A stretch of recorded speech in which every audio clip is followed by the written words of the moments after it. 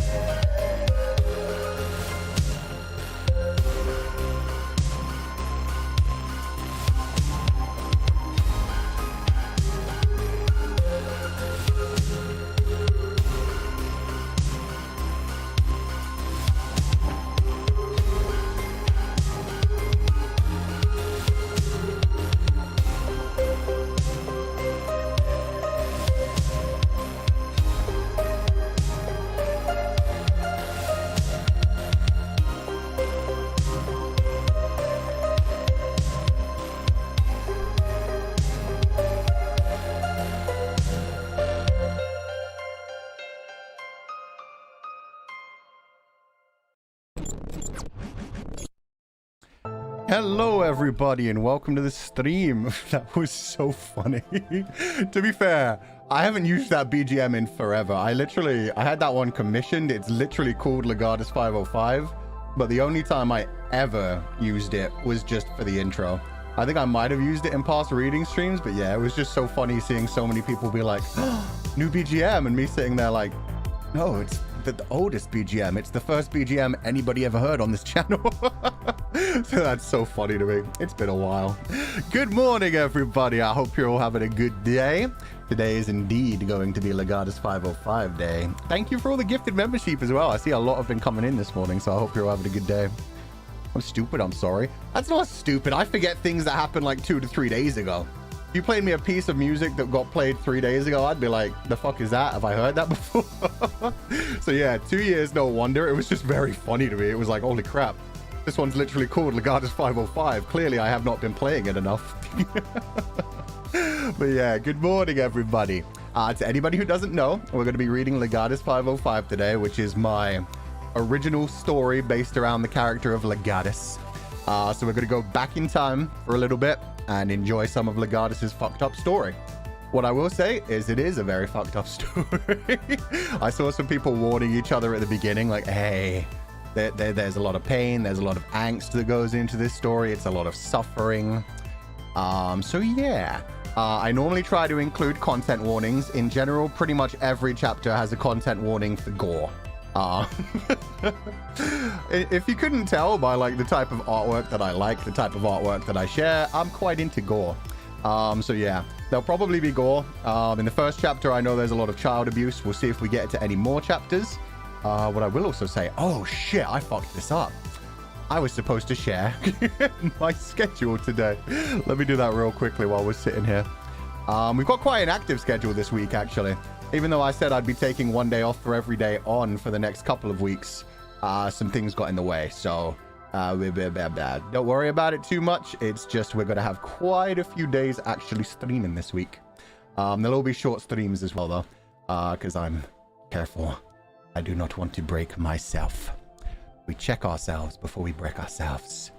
But yeah, let me put this up on Twitter, and as soon as it's up on Twitter, I'll share with you guys on here too. I was just a dumb and forgot to get this ready. Oh crap, I forgot. The copy and pasting never works. Wait, maybe it will if I do this. If I paste as plain text.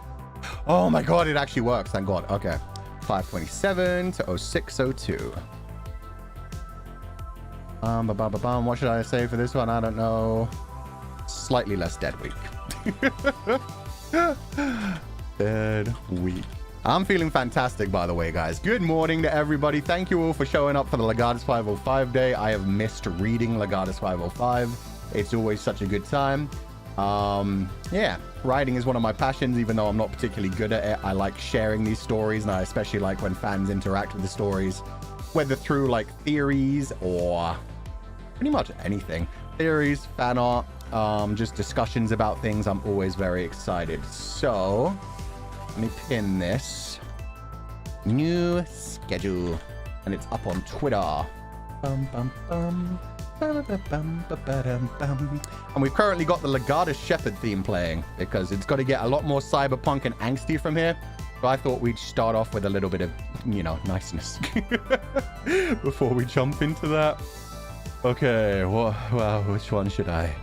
Probably this one. I don't know what this is, but we'll go with that.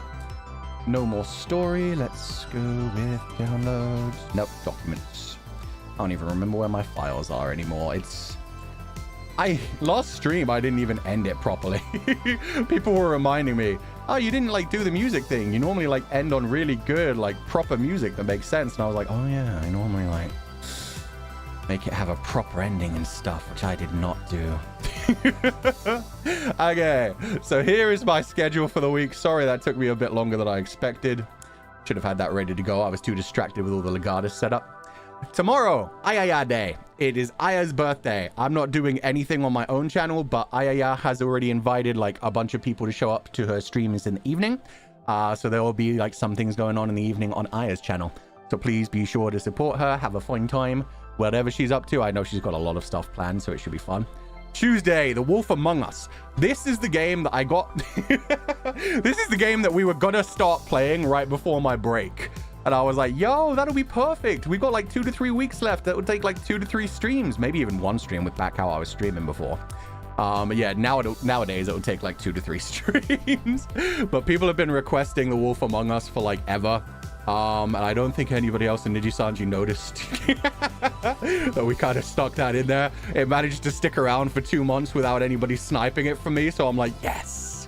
We're going to be the first ones to play it on Tuesday. I've heard it's really good. You know how much I love, like, interactive movie type of games, like all the Quantic Dreams ones and all the...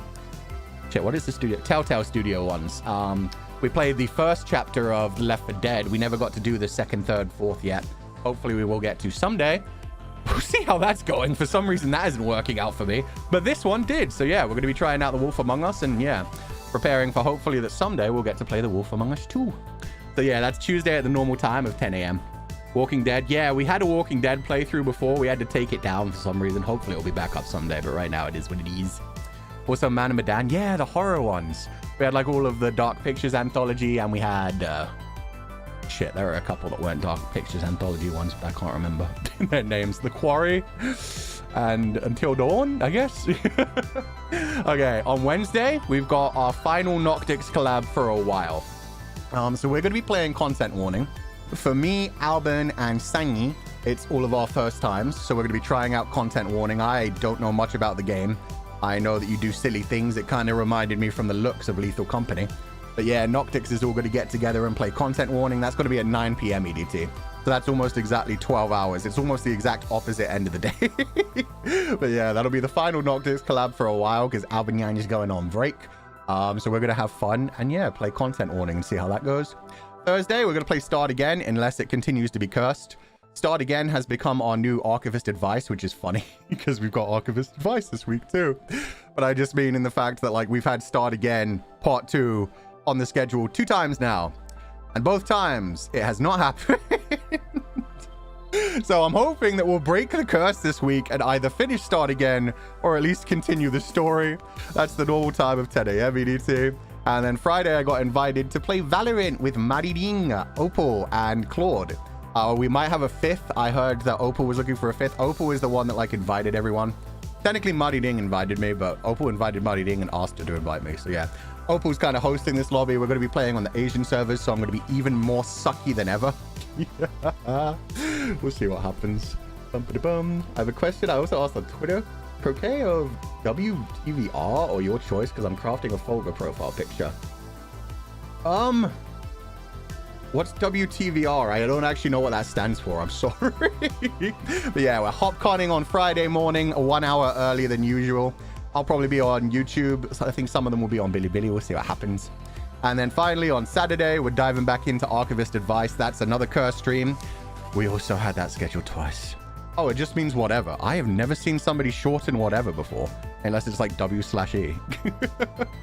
Your choice, because I'm crafting a Fulgur profile picture. I mean, maybe do Bleep Bleep and Shiro. It's always cute to have our sheepies with us, and they'd be very cute in like a soft, adorable version. Coquette? I don't know. Oh. Yeah, go with Coquette. I don't know what that means either. I thought that was a stitching thing. Maybe I'm wrong about that. But yeah, on Saturday, Archivist Advice at the normal time. I'm not accepting any new questions because I accepted 2 rounds of questions because we've had to reschedule that one twice too. It's a cursed week. If we get through this week, it means we're good. We'll see what happens. So yeah, Sunday I rest. So we've actually got streams all the way through Tuesday to Saturday. Wolf Among Us should be a lot of fun. That's brand new. Content warning, it's always good to hang out with Noctix. Start Again, please let me finish this game. I'm really looking forward to this game. Valorant, and then finally Archivist Advice if everything goes well. So yeah, one hell of a week, and we'll see how that goes if everything works out. If it does work out, we'll have a pretty active week. All of the streams, as I said at the beginning, are probably going to be pretty short again, like 2 to 3 hours, but we shall see what happens. We shall see how I'm feeling and stuff. But yeah, sorry I had to skip Start Again last week. It was like, it wasn't even anything to do with my back. It was just a sudden fever and like stomach pain and headache. It was shitty. But we're back now. I'm feeling fantastic. I'm ready to dive into Legatus 505. Let's get rid of the schedule. If you could like and retweet it on Twitter, that'd be fantastic. I always love it when people do that. It just kind of helps me prepare for things. I just realized I never pinned it. God damn it, Fucha. Professional streamer, by the way. Oh god, my old schedule is still pinned. Okay, pinned to your profile, yes. And I'll do the proper like, hey, this is who the art's by and stuff next time. Professional streamer, Fulgur Ovid. With that said, where's my boy? This better be the right one. Okay, yeah. We have Legatus 505 ready and loaded up. If you haven't been here, because it's been more than a year, almost, God, it's actually crazily enough been almost 2 years since we had a read-through stream. The way we do this is you get 1 chapter for free. We're going to be reading chapter 6, The Lost Boys, today. And then we also have these passworded files, which can only be opened with passwords. The passwords are generally given out on the blog. So you have to like find things in the code or in the secrets, sometimes written in images, sometimes written in coding, sometimes written into the blog posts themselves. Something will just like stick out at you. So yeah, we'll see if people have those 2 passwords later. We have 2 possible secret chapters today and chapter 6, The Lost Boys. So with that in mind, I'm actually going to turn off my air conditioner because I want slightly better sound quality for this. We're going to turn the music down when we actually start and it's going to get dark. So, go this. Hope that worked. Wait, let me pause this. Did that even... It's not working. Turn off, you. God damn it, it makes a beep beep sound, but it keeps making... I'll be right back. I need to turn it off manually.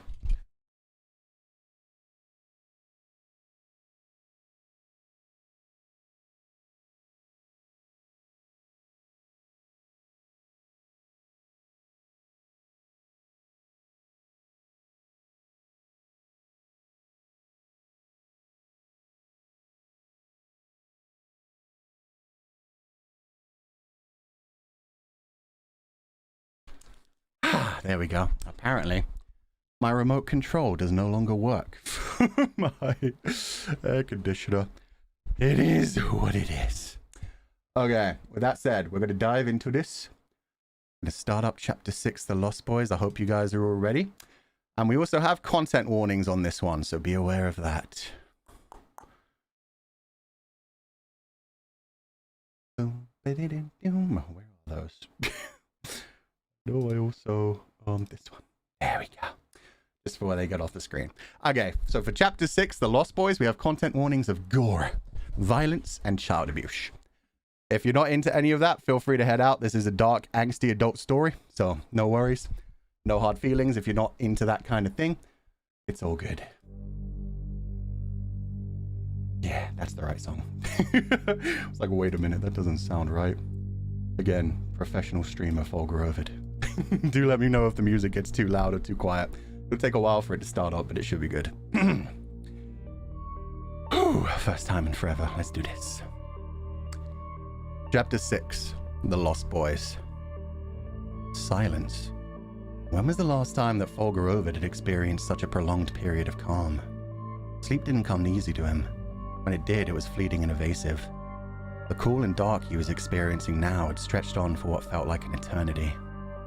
He'd opened his eyes a few times, found glimpses beyond his cocoon, but hardly paid them any mind. Flashes of a hospital room were all he had seen. Doctors panicked as they hurried to stem blood flowing from dozens of shallow wounds. Before he passed out, his world had become a cloud of red. A stream of blood from his head dyeing an already limited world until only a single shade remained. Once they stopped the flow of blood, they were at a loss.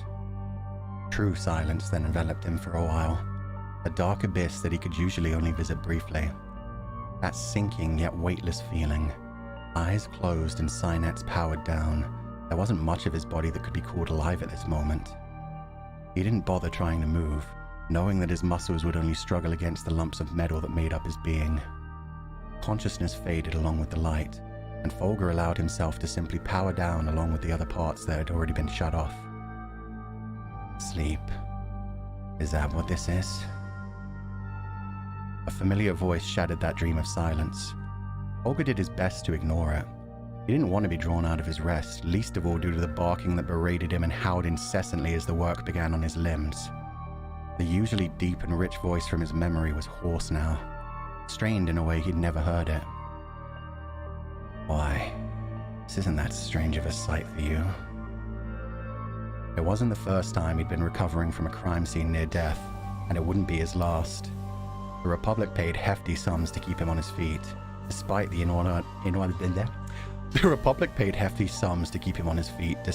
inordinate prices that Professor Khan has charged for each repair of his unique armaments. Silence once more returned to the small hospital. The Legatus basked in it, allowing himself to fully disconnect from reality. There was a peace here that he couldn't find in the waking world. It reminded him of his childhood, laying in bed comfortably before the tingling turned to burning, before the burning became a searing blaze. The pain. Fulgur tried to ignore that thought, desperately clinging to the peace he found in the dark. But it was no use. The beeping of hospital machines and dripping of various liquids as they pumped their way into his body was rising to the surface. Blinking open his eyes, he found an empty room around him. To his right, a monitor assured him that he still indeed had a heart. To his left, various IVs, some clear and some filled with blood, and the final two filled with a thick amber fluid. He lifted a hand, the red of his synapse catching the light and blinding him once more. Once they adjusted, his eyes found them spotless as the first day he had them equipped. When last he had looked down, they'd been dripping with those same blue and amber fluids, as well as some of his own blood that created a sickly orange mess in his car. Looking at them now, he couldn't even be sure that they were the same arms. All previous marks had been erased. Not just those from the last battle, but any scratches and blemishes from the last few months too. A burn from a house fire that he'd strayed too close to. A scratch from a screwdriver as he had done his own quick repairs to the casing. Even the small indents that he noticed on his left forearm where he had gripped it too tightly with his right. It was more likely that these were new synapses entirely. Why bother to go through all the effort of buffing and repairing something old when it could simply be thrown into the scrap heap and replaced with something new? Opening and closing his fist a few times, Fulgur put the thought out of his mind as best he could. Metal fingers found their way to his head, gently probing the flesh that had once been torn open. The gentleness ceased as he ran his fingers through the length of his hair, parting and poking at the skin beneath. It was flawless. He'd gone the whole way and replaced that too. Must have taken a worse knock to my head than I thought, he mused. Even the Legatus wasn't worth the cost of that large a skin graft for cosmetic reasons. Just how close had he come to never waking up this time? Pushing his body down the bed, he let his legs hang over the edge, feet tapping a short rhythm on the ground. The sensitivity felt right. Fighting against gravity and the cocktail of chemicals in his system, he forced his body to stand, stumbling slightly but catching himself on a windowsill. Beyond the window, he could see almost nothing, midday sun and the brown haze of pollution drawing a curtain on the outside world. He didn't bother to connect to the duoverse, instead taking a moment to examine his own reflection in the window. It wasn't just his scalp and hair they had replaced. The man staring back at him looked almost a decade younger than he remembered.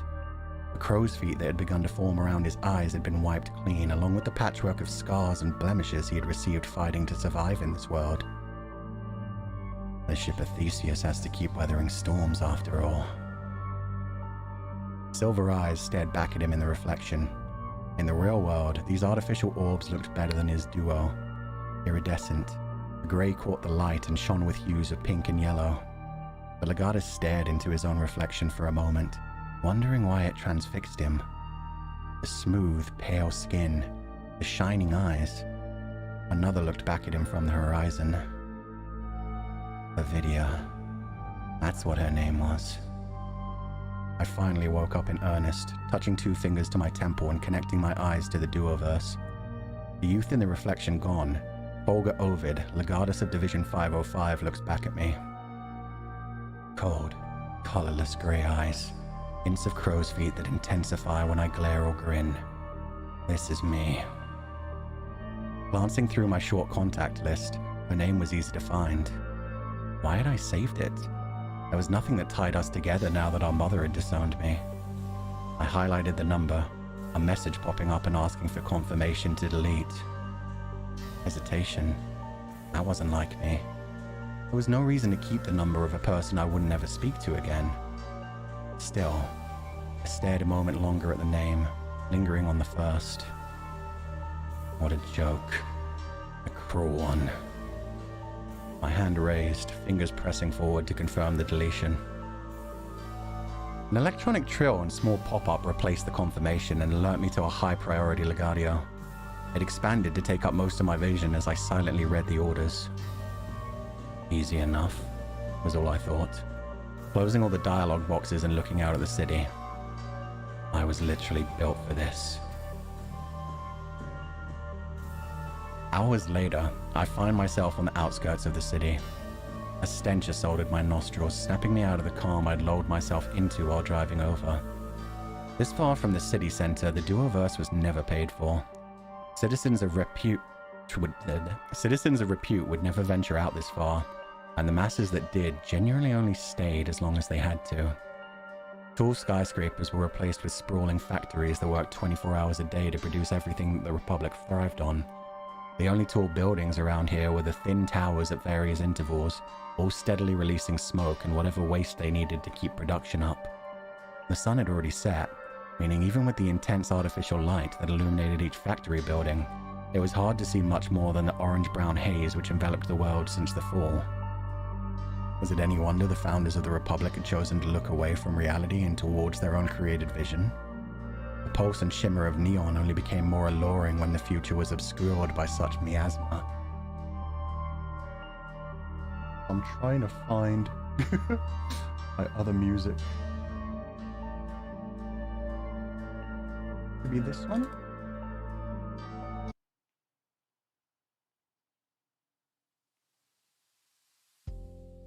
Oh, damn it. 1 second. God, I haven't used these songs in so long. There we go. Really should have prepared for this better. It's all good. Fuchan, can you slow down a bit? I think I'm already reading it like a good narration voice. What does everybody think? Should we slow down a bit more so it's like a bit more clear for people? Or would that be too slow? And hello, everybody. On the Wally reference. Don't read ahead. How dare? Still a little too fast. I think the speed is fine. It's okay. It's good for me. I like the current speed. Cat Fulgur. Damn it, Vicky. I think it's fine. It's good. Okay. I think right now I'm reading it like what would be my natural narration voice. So I think for now I'm going to read it normally. If it's a bit too fast for you, like if you're having trouble keeping up with my reading speed, feel free to like skip the VOD for now and come back just as soon as the VOD is like released by itself. You can slow it down by yourself on YouTube's side to like 0.5, 0.75, 0.8. Did you change from third POV to first POV midway? I did. It was actually an accident while I was writing that chapter and we wrote that live on stream. And then I realized, oh, this actually works because he was basically unconscious up till that point. So now it's a narrative device. Remember, art is all about happy little accidents. Okay, with that said, let's get back into this. With each footstep, I feel a layer of dust and dirt shift beneath me. In the city, it was easier to ignore, a sight hidden by the duo-versed cleaning robots constantly working to ensure that it never piled too high. Out here, where it was most produced, even the robots would have figured out it was a pointless effort. Wally would have been a much shorter movie if humans had stayed on the planet. He'd have powered himself down the moment he became sentient. I blinked twice, opening a file that thankfully takes up most of the view of my eyes as I continued trekking through the streets. Asa Phelps, 21, a rich kid who had everything handed to him on a silver platter. He was months away from finishing conscription and becoming a fully fledged citizen of the Republic. At that point, he would likely have a middle management job working under Daddy and be set for the rest of his years. It was the kind of life that people out here dreamed of. So why did the spoiled brat hack the security in his barracks, delete all of his own data and flee into this cesspool at the edge of the world? Oh, the volume's a bit loud? Thank you. I'm still getting used to that again. Like making sure the volume's right on both our sides. Go with this for now and let me know if it's still a bit too loud. Thank you. Had it been an average kid running away from conscription, no one would have ever known they left apart from their parents. Draft dodgers didn't become citizens of the Republic, and non-citizens were a non-issue to the rest of society. Due to his heritage, Asa had become a special case. Papa Phelps wanted his baby boy back and had the ear, or more likely wallet, of the praetors. Rather than let the problem sort itself out as usual, the Republic had called in a wolf to track the scent of piss the scared pup left as he ran away before another predator snatched him up. Goody. I always knew I'd be a great teacher. An automatic door slides open in front of me. AGM is good now? Okay, good. Thank you. Vicky, we're reading a story right now. You're getting timed out continuously because you're continuously trying to distract the chat. That's fine when we're not doing something. Now we're reading a story. But yeah, try to just stay focused on the content when you get back from your timeout. An automatic door slides open in front of me, welcoming me into the last location Asa Phelps' eyes had registered in being. As the doors shut behind me, I breathe a sigh of relief. The air in here is much cleaner, still weighed down heavily with the scent of industry, but much more bearable. Many of the factories in District 32 were fully automated with staff made up of machines and imprints, but it seemed this one still paid to protect whatever humans still clung to work here. I flash my Lagard mark to the receptionist in the tiny atrium, eliciting a curt nod before I push open the large double doors behind them. All at once, a cacophony of noise bursts through the silence. The entire building is opened up in front of me, the rest of the space beyond the welcoming wing all devoted to the factory floor. Hundreds of machines, as far as the eyes could see, added to the chorus with their own technological whines. Androids, imprints, and human workers alike sprinted from one location to another, carrying small bundles in their arms before working on the parts, feeding them into the automated machines or beginning to solder or tinker away themselves. Flashing lights and subtle chimes alert workers when any job is done, and another rushes in to answer the call. The whole factory is a living, breathing machine, individual lost to the will of the whole. In the duoverse, the androids and machines were the only parts of this machine not pulsing and shimmering. The imprints and humans alike were sharing vibrant and personalized duotars. I blinked twice, shifting my view to reality, and instantly the vibrancy of the factory floor fades. Glancing around the dingy space, I only see a handful of flesh and blood humans. It's not surprising. Just watching the movement in the room was tiring, and there was little chance the job paid anything beyond a living wage. Anybody working here was either a relic that refused to evolve with the times, or desperate beyond belief. Once again, it begged the question of why a rich kid would pay the factory a visit. Most of them didn't even think to question where their pretty toys came from, never knowing that the Republic even had districts beyond the teens. I make my way to a nearby station with a single human working at it. The man doesn't acknowledge me at all until I ask in a commanding voice. "Hey, you see a kid come in here? Fancy looking, sharp features, probably didn't need a TB suit." The chorus of mechanical sounds continued without fail as the man snapped back. "I ain't see shite. I work like I'm supposed to. Go talk the ear off a foreman you want someone to them. Sorry. I ain't see shite. I work like I'm supposed to. Go talk the ear off a foreman if you want someone to sit around. She's always riding our asses about the smallest shit we get up to." Not missing a beat, the man slammed his palm down on a button, eliciting a shrill beep, and sprinted away to another workstation without ever noticing he had just shrugged off a Legatus. "Where's the foreman?" I asked, half shouting over the noise and distance. "Up above, where else she jit?" My eyes dart up, above the frenzy below, and find metal catwalks encircling and crisscrossing above. A graded surface and sparse railings allowed full view of the floor below, with access points to some of the larger machineries working. The web of pathways was uninhabited, except for a single woman skulking in the corner, trying her best to fade into the drab wall behind her. When our eyes meet, she visibly quakes before smoothing out her dress and signaling me to follow her to an office she hastily makes for. I follow the catwalks around, finally finding a set of stairs I can use to join her. By the time I enter the room, she's already sat comfortably at a desk, fingers haphazardly tapping at a virtual keyboard. Glimpsing more skin than either of us would be comfortable with, I blink twice and return to the duoverse, quickly tapping my temple to bring up the woman's info. In front of me sits Moira, a middle-aged woman who, up to this point, has only ever had 2 speeding tickets. She doesn't bother to so much as glance my way, whatever she's typing seemingly much more interesting than my presence. A kid. Rich one with sharp features. Was last recorded here a few hours ago. Did you see him? Alyssa's fingers continued dancing across the keys as she turned her eyes on me. Jet black like her hair, and without a trace of iris or white. They search me up and down. When she finally speaks after a long drawn-out silence, her voice comes out airy and leisurely. Damn it, I changed time zones again. Every word pronounced in a way that made it clear she had thought it out meticulously before letting it slip past her purple-painted lips.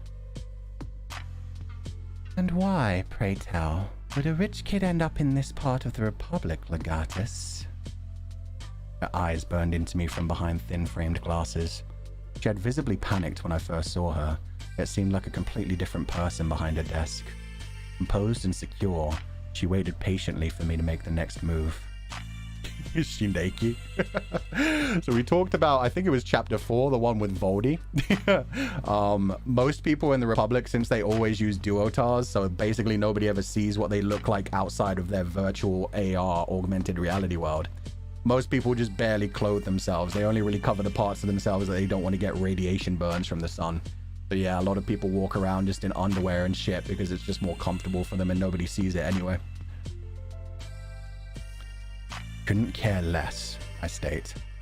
I just want to find him. You don't even need to end up in my report if you stop wasting my time and answer my questions. This drew a curt laugh from Moira, her fingers resuming their dance across the keys. Slender and graceful, the fingers tapped out a beat before making a twisting motion in the air, her monitor now showing camera footage from her own viewpoint. Sitting on the other side of the desk where I now stood was Asa Phelps. Unlike his immaculate file photo, the boy looking at me had a rough appearance, hair disheveled and clothes torn, exposing some fresh injuries. He was frozen with a complicated look on his face. Determination was visible in his unwavering gaze, yet it was marred with the worry that weighed down his parted lips. That's the kid. Did you disable his tracking? Moira's eyes narrowed, those pitch-black orbs glaring at me with suspicion. Once again, I don't care what you did, I assure her. His eyes aren't transmitting his location and I need to find him. That's my only objective here. The sooner you point me in a direction, the sooner I'll leave and never return. Of course. Anything for the Republic, Legatus, she says, the image of Asa suddenly animating on the screen. I need you to hack my eyes. Please, I have money. I know you've done it for others. Another dismissive laugh played over the recording. Moira not impressed with her client. How much do you think this costs, kid? Pocket money isn't going to cut it. Bring your daddy next time and maybe I'll be able to help you. The first-person view from Moira's eyes fixed itself back on her screen as she started filling in a spreadsheet. With a tinny ping, a pop-up appeared in the corner of her vision. 3,000 credits has been deposited into your checking account. The recording returned to Asa, that same complicated expression still fixed on his features. It's way more than that. All untraceable. Give me a price, get it done, and I'll pay you anything you asked. An impressed whistle came out of Moira, along with the sound of slow clapping. Okay, you have money. Good for you, kiddo. That means I'll risk my own safety performing an illegal surgery. When your eyes turn up on the black market after the next person you flash your money to rips them out, it's me the wolves will be sniffing out next. There was a pause from Moira as Asa's hands gripped his trousers tight. Go back to... I'm joining the Lost Boys, Asa snapped back. I'll never go back to training again. Just do the hack and no one will ever find me. His voice had risen to almost a shout and then fallen at the end. Moira's fingers drummed out another rhythm, not on the keyboard this time, but rather on her desk as she considered the offer. The Lost Boys, she asked. You actually know what you're suggesting? A nod was the only response Asa gave, followed by his eyes darting down to the ground. Better a lost boy than a citizen of the Republic. The city's worse than I could ever imagine. Another silence followed, this one longer than the last. When it was finally broken by Moira, Asa snapped his head up and met her gaze, hesitant, seemingly lost. Okay, kid, I'll take your money, but I don't want you ever coming back here. When you realize just how much you fucked up, you better crawl back to Daddy and keep my name out of your mouth. If I get arrested, everyone in the Republic will know the Phelps kid ran away to join the Lost Boys and abandoned conscription. You'll lose everything long before I do. The screen disappears and I'm left with just Moira staring back at me, fingertips of each hand pressed together as she considers me carefully. That should be all I need, I say. Of course, Legatus. I trust my help in this case means that I can continue my business. It won't go in my report. If another investigation leads your way, perish the thought. Should have known better than to operate on one of the Republic's favored sons. Good luck on finding the lost boy. Moira flashes me a smile, only half of her lips lifting in a challenging smirk. Asa escaped this spider's web. That doesn't mean he got much further. The next predator may not be the type to bargain. I have so many questions. Ask them. If they're available, I'll answer them. I heard somebody asking, is Moira a Legatus? No, and yes, she is doing an illegal service by hacking people's eyes. She's not doing what Legatus has in his eyes where he can see the real world, but she's hacking them so that the tracking features disable, essentially so that Asa can't be found. So confused? Good. You're supposed to. How do you hack eyes? You pop them out and you deal with them. It's eyes with a double I. Everybody uses artificial eyes in this world. What is happening? If you can't follow that, you need to go back and read the previous chapters. It's like it's episodic thing, so this is different from like every other chapter so far. But yeah, things like the Lost Boys and stuff will come out. Don't worry. She should have questioned the money more. She's fine with money. Is Canis's hacking also illegal? Oh, fuck yes. What is Moira's hairstyle? Up to the individual. Anybody who wants to draw them, they can. Anybody who wants to imagine them, they can. She just has very spider-like features. I very specifically likened her to a spider hiding in her web. So she's got like the long, delicate fingers that move like spider legs. She's got the pure black eyes. Is Moira hot? Completely up to you again as well. I didn't consider a lot of characters in this story hot until people drew fan art of them, and then I was like, holy fuck. Goddamn. Did not expect to be turned on by Professor Canis, but people made it happen. Anyway, okay, we're gonna dive back in. We'll have more question time later. Is his daddy not looking for his son? Yeah, he is. That's why the Legatus is being sent after him. His daddy basically made a fuss and said, bring him back to me. Whereas normally if somebody abandons conscription, like it said earlier, they just let them go. They'd say, fuck it. You don't want to be a member of the Republic. You can go die on the streets. So yeah, the power of fat artists. Exactly. Everybody becomes sexy. The Lost Boys. A term I long ago put out of my memory. Flashes of news updates run through my mind. A child at the time, unable to leave my bed, I'd barely followed the story even when it was relevant. 2 decades later, I find myself searching for the details once more. It isn't news stories that pop up on my eyes, but rather social media posts and blogs. Living the Lost Boy life. My unbelievable week with the Lost Boys. How I became a Lost Boy. The list goes on and on. Glancing through a few of the pages, I was shocked at what I found. Every post was filled with young adults celebrating how free they felt now that they'd left the Republic behind and learned to live off the grid. Videos taught viewers to use simple scrap materials to build a small shelter, the best ways to collect and clean water, and how to prepare lavish meals with just the ingredients you can find beyond the megacity. A laugh slips out of my lips as I drive even further from the center of the Republic. So this is Asa Phelps's plan. Flee conscription when he only has a few months left and live in an idyllic bohemian society. He really hasn't finished his education yet. Citizens of the Republic know that there isn't anything better waiting for them beyond its borders. The 3 megacities were the only thing keeping humanity from extinction, and thinking otherwise was just dreaming. Time to wake the rich kid up.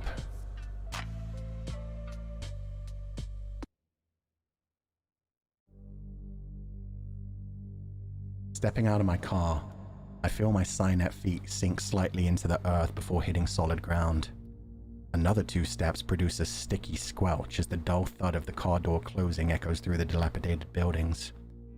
There are only a few more miles that legally counted as Republic territory. Out this far, it wasn't just the pollution that had piled up over years of neglect, but also decades of discarded waste that had been illegally dumped away from prying cameras and eyes. Husks of former skyscrapers line the streets here, each holding up well against the elements and time despite their lack of care. While windows and decorations had long since been smashed and peeled away, planks of wood and scraps of metal had been fixed in their place to return some semblance of shelter to the creatures that survived here. Each step feels difficult, the grime desperately clinging to my feet, even it wanting to be anywhere but here. I can only imagine the damage that it was doing to my less synthetic half.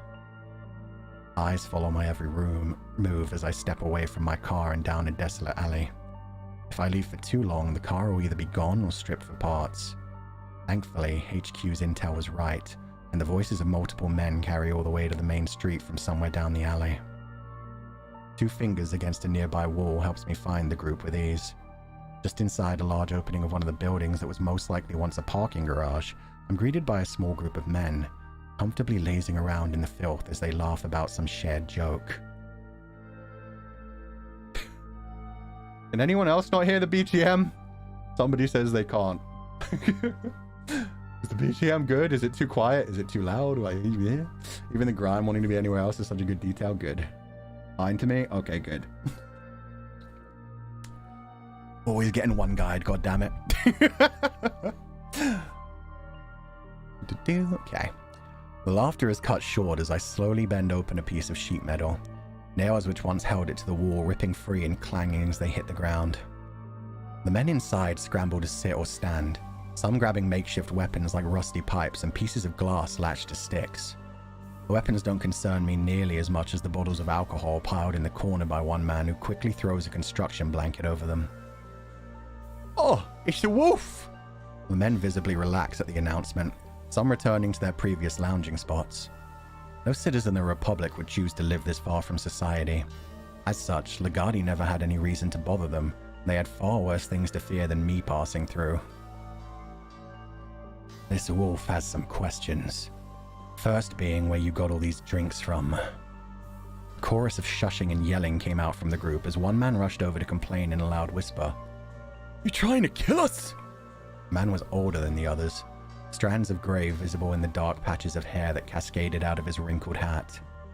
He leaned in close to me, whispering properly now. "We'll tell you whatever you want, but keep it down." Each time the man moved, his entire messy outfit crinkled noisily and released a smell that told me he hadn't washed it in years. My nose wrinkled a little as I asked again, quietly this time. "Where did the alcohol come from?" "Oh, we did," the man spat back. "All of us go out and take whatever we want." "And where did you get the credits?" I ask. The man pauses, looking over his shoulder for a moment before he returns to me. I sigh long and deep, tired from the exhaustion of all the talking I've already done today. "Look, I'm just looking for a kid who ran away from home. All I want is to find him before he ends up dead out here." The man shifts a little, smoothing out the noisy material wrapped around his stomach. It's only now that I realize the man is wrapped completely in dirty layers of aluminum foil, strips of duct tape holding it all to his body. The foil had been worn for so long it was the same dull shade of brown that covered the streets and sky. If you looked close enough, you could see small puffs of dirt and filth fly off the outfit each time the man moved. "He seemed like a nice child. You're not going to hurt him, are you?" His parents want him back. He still has a chance to finish training. Concern was replaced with hope in the man's milky eyes as he nodded slowly. The apprehension from before disappears as he sits comfortably on the ground, all but collapsing. He was likely younger than me, but years on the streets and who knows how long in filth rendered him weak and tired. "Oh, good for him. I wish all of us that ended up here had the same chance." The man waited a moment, eyes focusing on something other than me before he snapped back to reality. "The kid was here just a bit ago. It can't have been more than a few minutes ago he left. But we scared off the bugs that was following him and told him what he wanted to know. Not that it will help much. Thinks the Lost Boys will protect him out here. I asked him to stay at least the night, but he left anyway. Paid little Cal a ton just for telling him where to go." "And he wanted to go find the Lost Boys?" "Well, I said it, innit?" The man stepped out of the hole I'd torn in their house. "3 of them are still kicking out here, but a couple of buildings away in the basement. I hope he makes it before the sun sets." A shiver runs down my spine at the last sentence. I push past the man out of the building as the filth and grime try to hold me in place. The scent of blood floods all my senses, and I feel my left arm twitching erratically. Drip, drip, drip. The sound of blood dripping into a pool below like a ticking clock. Occasionally a louder splash would be heard as chunks dislodged themselves from the roof or wall. I stared down into my small reflection dyed red. The day I was baptized in blood and reborn. When I come to my senses, I'm already several blocks away, left arm being squeezed as hard as my right hand is able. I've been gasping for air and stumbling as much as walking. The shallow gasps are replaced by deep gulps which then return to my normal breaths. Another childhood memory had been triggered. This one less pleasant than being a quadriplegic forced to listen to the news stations no one bothered to turn off. One hand on a nearby wall, I steady myself, head leaning side to side as my neck cracks. I was literally built for this. My fist tightens on the wall, concrete crumbling in my fingers. It isn't long before another set of voices tell me I'm heading in the right direction. Laughter again, but this time mocking and boisterous. Around the next corner I find my target, Asa Phelps, but other hunters have pounced first. The boy is on his side, struggling to push himself up against a wall while a group of 6 takes turns kicking at him each time he almost stands. Bugs, I realize, must refer to these types. Clearly citizens of the Republic who have come out to the slums to blow off some steam. The group all have TB suits on, making them look like unidentifiable plastic-wrapped humanoid forms. They were smart enough to disable their duotars so that even if they were recorded, it would be hard to prosecute. It doesn't help when a Lagard catches them in the act, though. Go ahead, say it again! A youthful voice shouts down at Asa before a foot crashes into his stomach. Another voice, this one clearly a young girl, mocks from the side. You heard him, D. The freak thinks you need his money. She finishes the taunt with a chiding laugh, throwing a large rock that collides with Asa's neck. As finally manages to oh, god damn it. I reread through this like 12 times and there's still so many missed punctuations and shit. A large rock that collides with Asa's neck as he finally manages to struggle to his knees. One hand out in the air as he tries to catch his breath. Freak's about done anyway. Give me the executor, the figure called D commands. Another figure giggles as they produce an old sledgehammer, half the length it should be due to a broken handle. Didn't expect to find good Republic children out this far from home, I announced, causing all the figures to shoot around and face me. The children looked at one another and me in equal turn, deciding what to do. Legatus, this guy tried to rob us. He must have gone crazy from starvation and tried to take Katie's bag. Don't say my name. Another of the group snapped back, gently pushing the boy. By this point, Asa had barely moved, but managed to get out a desperate... Lying! A punch to the jaw from one of the group brought him back to the ground. I'll shut him up for you, Legatus, he calls out, excitedly beaming as Asa coughs up a tooth. I respond to the group with icy calmness. Well, that idiot right there fled conscription, so it's not like he has human rights. The groups cheered at this, a few celebrating with exaggerated dancing motions, while another of their members pulled out a metal bat studded with nails that they'd hidden behind them. Asa's eyes went wide, blood spilling out of his mouth as he sputtered out something that didn't ever quite become a word. D swung the half sledgehammer down onto a loose chunk of concrete on the ground, breaking it into several chunks before cackling as he and the other with the bat advanced on Asa. It was true enough. In most scenarios, someone who did what Asa Phelps had would simply cease to exist in the Republic. Without becoming a citizen, a person couldn't register to create a duotar or even access the duoverse. At one point, that was his own punishment, but over the last century, everything about the Republic ended up tied to the duoverse. All currency was digital, all forms of identification tied to a duotar. A lot of the megacity's facilities wouldn't even respond to someone who wasn't properly registered. Children only had access through their parents' accounts until age 16, at which point the Republic itself had legal guardianship over them for 4 years during conscription.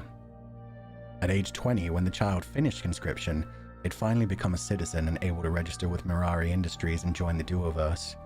Visitors from other megacities or immigrants who survived the fall in bunkers or caves, the Republic would provide them with temporary access until they could become citizens.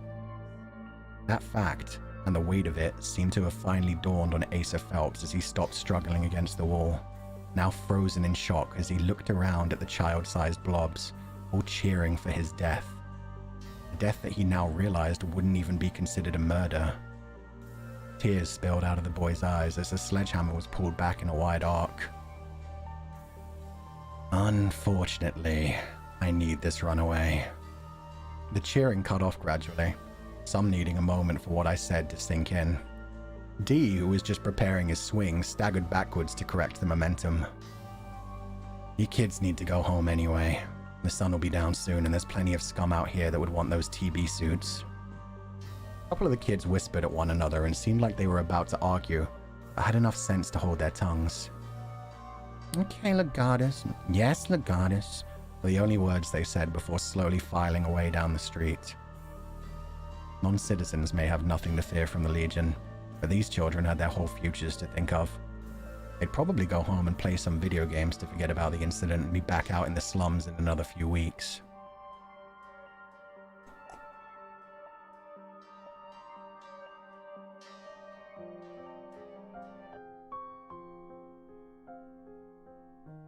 While the children made their way down the street, Asa Phelps had simply stayed on the ground, crying his eyes out while covering his head with one arm and chest with the other. I made my way over, kneeling at his side and examining his wounds.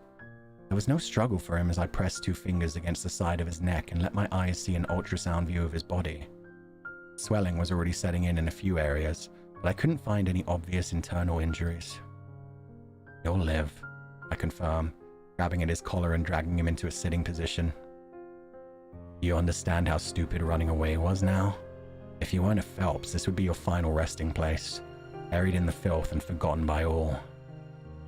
Asa continued to sob quietly for a moment, even as he locked eyes with me. Something about having to save a rich kid from his own actions left a bad taste in my mouth, so I stood up, dragging Asa with me to his feet. "Come on then. My car isn't far and you have to get back to the barracks." I turned away from Asa and began walking, each step bringing with it that sticky resistance. "I can't go back." The soft voice stops me in my tracks, and I sigh in frustration, almost a growl. "Why the fuck not?" I ask, my patience already reaching its limit. I don't even bother to turn around as Asa whines from behind me. "I learned something I shouldn't have about the Republic. You have no idea what they've been hiding from us before. It's all a lie." His voice was silent for a moment as he sniffled and tried to breathe through the tears. When I turn around, I see the same look of conviction he had back at the factory. "Look, kid, I haven't got all day here. Any minute my car The fall wasn't caused by Doomers. It was us. The Republic. The others too. They did it on purpose." Asa had a wild look in his eyes, as if he was ready for me to dismiss him or argue. The only response I made was to fold my arms silently. "Oh, really? I was playing around on my school tablet and I got through some firewalls. They have the whole real history in there. Doomers didn't kill the planet. They started it, but the megacities are the ones who pushed it over the edge. They did it on purpose. Killed as many as they could and let the radiation do the rest." A single chuckle escapes my throat. "You didn't hack your way through any firewalls," I say simply. "Congratulations. The Republic seems to think you may be worth something someday." "What do you mean?" I'm silent for only a second before Asa continues. "It was some sort of test. They wanted me to... What? Get punished for looking at things I shouldn't?" "Not quite, kid. It was a test, but not one of your ability to behave. The records you found of the true history. The test was to find out what you'd do if you found the information by yourself. Everyone gets told near the end of conscription. It's part of growing up and becoming a citizen, just like when your parents used to lie about Santa or the Easter Bunny." The kid's eyes were darting around as his mind struggled to find an argument against what I had said. He'd expected me to lie to him or try to soothe his concerns, not to outright confirm this. "I guess you failed that test. You were probably supposed to confirm it yourself or bring it up to your training officer, and instead you ran away." My guess is they were rightfully worried that someone as influential as you may be someday was going to become an Apollo-shit sympathizer. Doomers? The Doomers started it, like you said. They only cared about serving themselves and set our planet on this course. Then yes, when megacities were conceptualized, the think tank that came up with the megacities simply tipped the needle over the edge. "You serious? Everyone knows?" Asa stumbled backwards again, stabilizing himself against the wall with an elbow. "Most citizens are told after the final exam. Learning the truth of our past is one of the final steps to becoming a citizen. A secret that we keep until children are ready to become part of the Republic." Asa Phelps had failed his midterm, Had he handled the information properly, it would have likely led to him being fast-tracked towards politics. Instead, he had broken over such a simple truth. Children in the Republic were taught to hate Doomers, being told stories of how the old world had seen signs of the fall for generations and turned a blind eye for the sake of convenience. While that much was true, they were lied to about the original founders of the megacities. In the stories, the founders built the megacities as a beacon of hope and refuge. They invited all the smartest, fittest, and of course richest people to live in a technologically advanced society that would protect them from whatever happened to the world. In reality, the final part of the megacity project was the fall itself. The old world was lost as the megacities ripped the ozone right out of the atmosphere, causing the most catastrophic extinction event of all time. Influential figures who had been offered places of prestige in one of the 3 megacities fed into the hysteria, fanning the flames of war and revolt, or directly launching wars while citizens of the megacity hid in their ivory skyscrapers as life everywhere else burned and choked to death. 3 centuries later, the 3 megacities were the only form of society left on the surface of the planet. Then, we really are the bad guys? Asa mumbled out. We who? I ask. Did you cause the fall? I sure didn't. Besides, who's to say anything would be better if we'd reached that tipping point any slower? The whole point is we're here now. Talking about the morality of it is useless when it happened centuries ago. We killed all those people! Why should we be allowed to live instead of all those billions? And your plan is to run away and join the Lost Boys? I ask, sarcasm oozing from each word. You want to live too. You were desperate for it when those kids were about to end your life. You just want to feel superior to the rest of the Republic and pretend you can live a better life without them. I can! The Lost Boys live off the land. They went back to a simpler lifestyle. I laugh callously. You ever met one of the Lost Boys? I ask. Asa puffs up his chest, snapping back. I've been following them for years now. I even donate to them.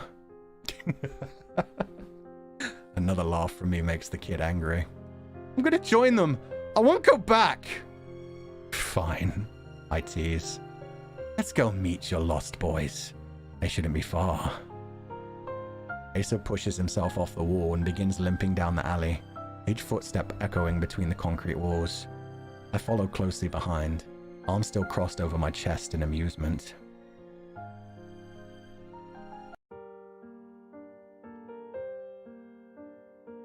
This isn't right. Asa's voice was even more pained than when he had struggled to speak through mouthfuls of blood. It took a little while to find the basement the homeless group had sent us to. Asa had refused help and needed to take breaks twice even though it was nearby.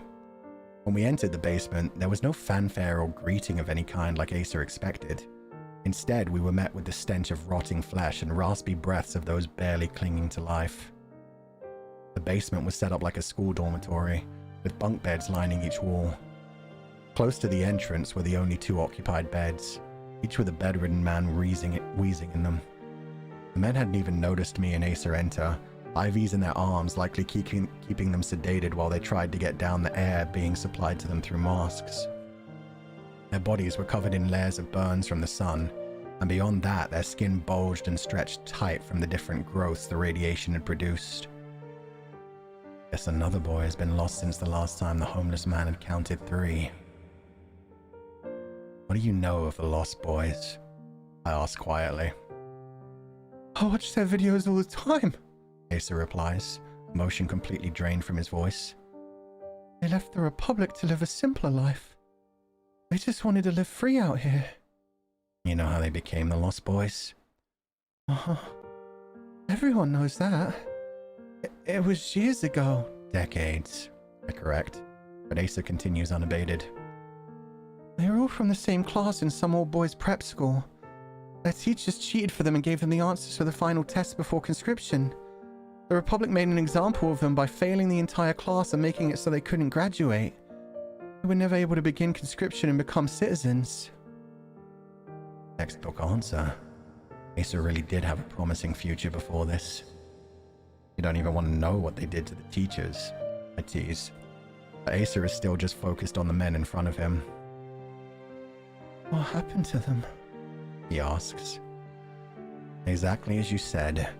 They weren't allowed to graduate, so they couldn't become citizens. A couple hundred 15-year-olds had their futures taken away. Some of them were thrown out of their houses immediately. For the luckier ones, their parents took care of them for a while. Eventually, their parents got sick of them eating their food and draining their bank accounts, or they simply passed away and the kids were thrown out of their apartments. There's probably a couple still living with their parents safely, even into their 40s. The rest eventually end up out here where, if they're lucky, their parents will still give them a gift now and then, like these air purifiers and that medicine.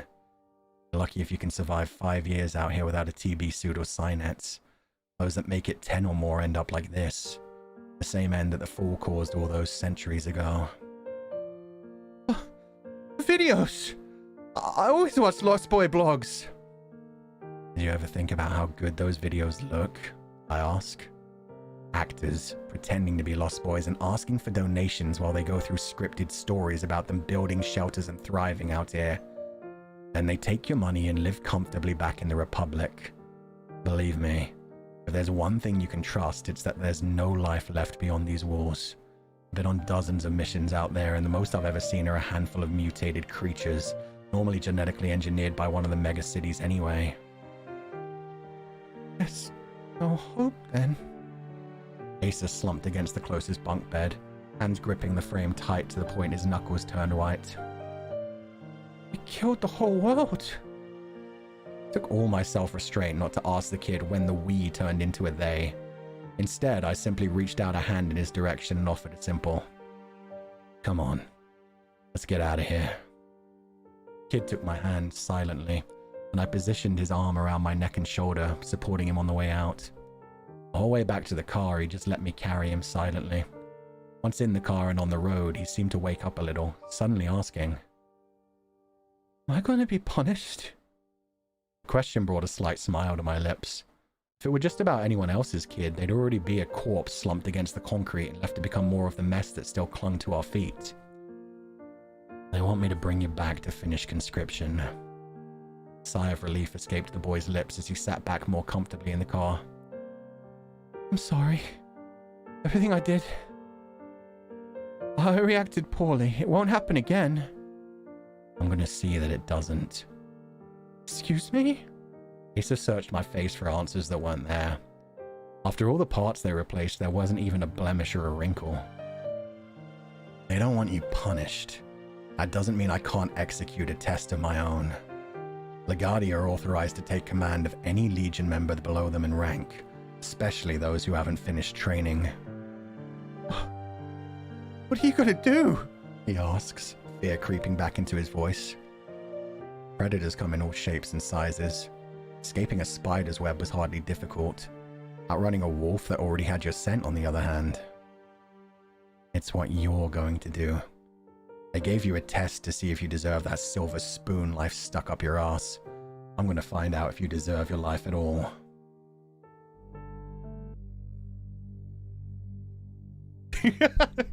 Legatus, stop. Have you met Legatus? Legatus doesn't like spoiled kids. Sent, not sent. Oh shit, you're kidding me. It doesn't matter. This isn't actually the main version. The main version's up on the blog. Shit, I have so many spelling mistakes and grammar mistakes in these all the time. It is what it is. Okay. Legatus has 0 chill. Content warning. Child abuse all over the place.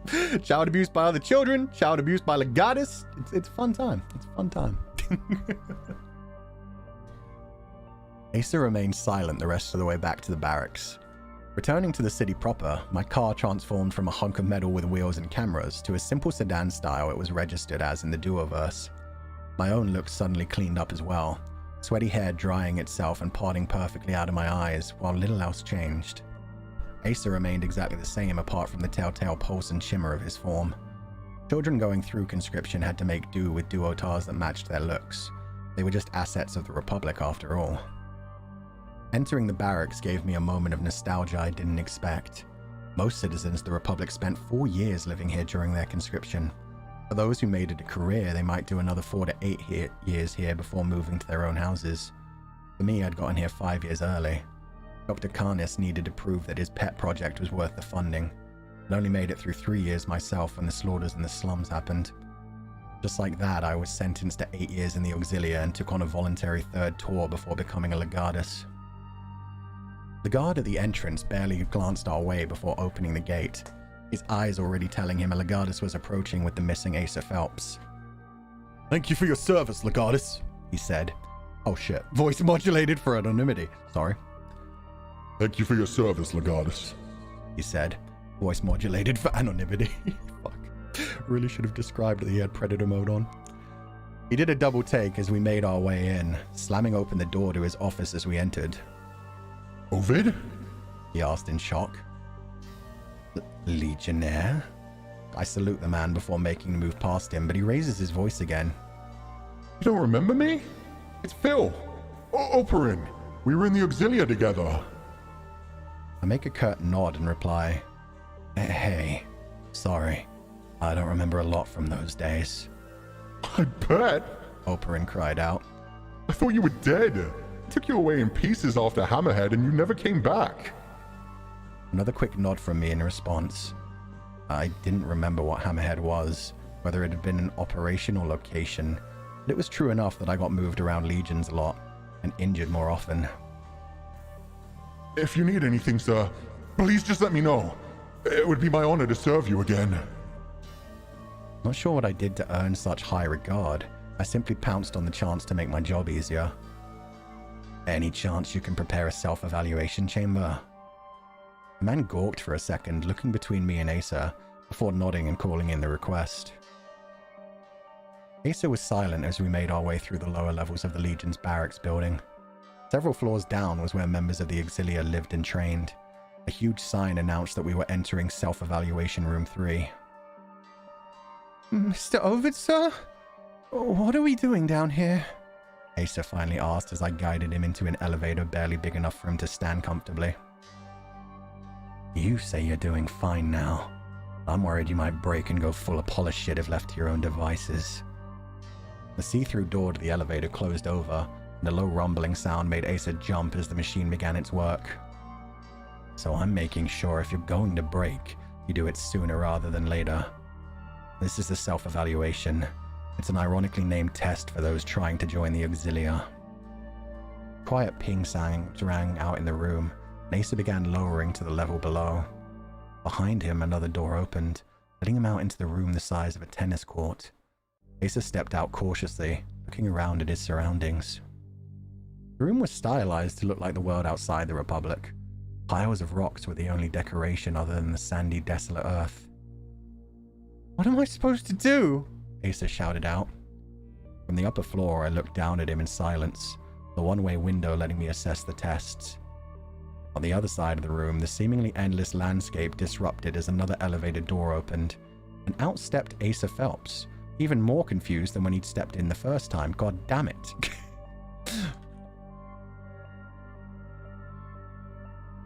"Who are you?" Asa on the far side of the room asked. Asa, who had entered first, spun around, dumbfounded at what he was seeing. "Who are you?" Asa asked in astonishment. Both Asas began to panic, each turning around and slapping at the doors that had let them into the room, even though they just looked like empty air. "One of you is Asa Phelps." My voice was cast directly into the room as I said each word. "The other is an imprint which was just created, and only one of you is allowed to leave." The rules of the self-evaluation delivered. I simply stood by, waiting for that to sink in. Both boys slammed on their respective doors before turning to face one another. "Mr. Ovid, I don't think I can kill an imprint of myself." "What? You're the imprint! Mr. Ovid, get me out of here! I promise I'll follow all the lessons from now on." "I'm not an imprint, you..." Both Asas fell silent as they stared at one another. They studied each other's bodies, noticing the various injuries they'd received just that day. "Which one of us is the imprint?" Realization finally set in on how the self-evaluation test worked. Both forms of Asa Phelps remembering stepping into an elevator and then entering the room. "I came in first! You were clearly created, then came out after," one accused. "That's so obvious! Why wouldn't they have opened both doors at the same time unless they let you in first to mess with me more? Asa Phelps was an intelligent young man. That made the test all the harder. Most citizens destined for the Auxilia simply charged at their ironprint, fighting tooth and nail against an enemy who knew their every move. The goddess! I demand you let me out of here! Demands now? This kid really hasn't learned his lesson yet. Daddy won't protect you from this one. Like I said, one of you can leave that room. The other has to be dead. I press a few buttons on the wall panel beside me, and slowly a platform rises out of the center of the room. On the platform is a single handgun, which both the aces stare at in silence before meeting each other's gaze.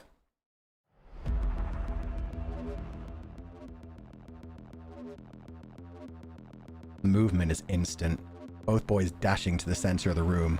Yet despite their same thoughts and injuries, one of the boys ripped the gun off the platform before the other, pointing at what they assume is an imprint.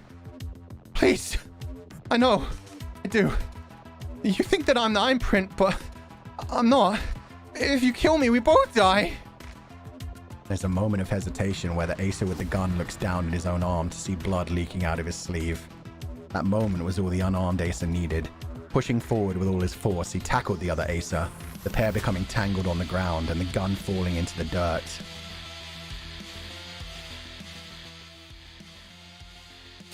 God, it's hard to balance this.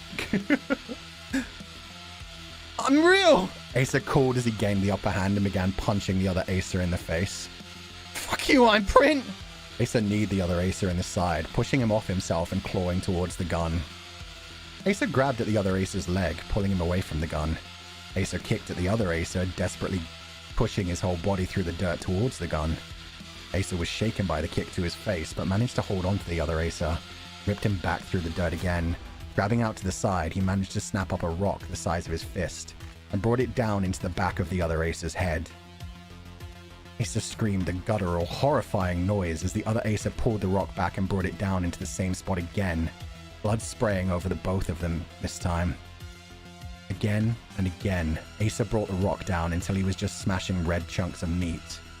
When he finally stopped hitting the other boy, he pushed himself back, collapsing on his butt and crawling back as far as he could.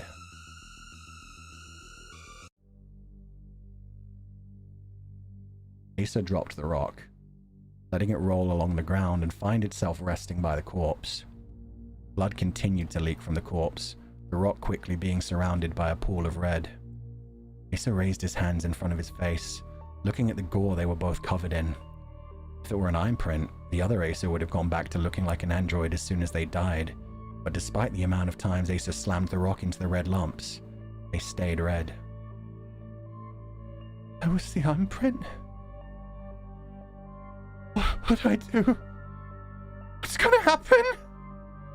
There's no sound, just a pulse as the duoverse corrects itself. Acer is now covered in a mixture of blue and amber liquids as the head he just finished crushing returns to being an android skull. What? Acer Phelps, you have passed your self-evaluation. My voice rings out through the room. Do you understand now? Acer pushed himself backwards until he hit the wall, finally bringing his knees to his chest and crying as he wrapped his arms around them and buried his face in that darkness. That went on for a while as I simply tapped out a tune on my thigh, waiting for the crying to stop. We do what we have to survive. Acer's quiet mumbling snaps me out of my thoughts. We're not the bad guys. We just did what we had to.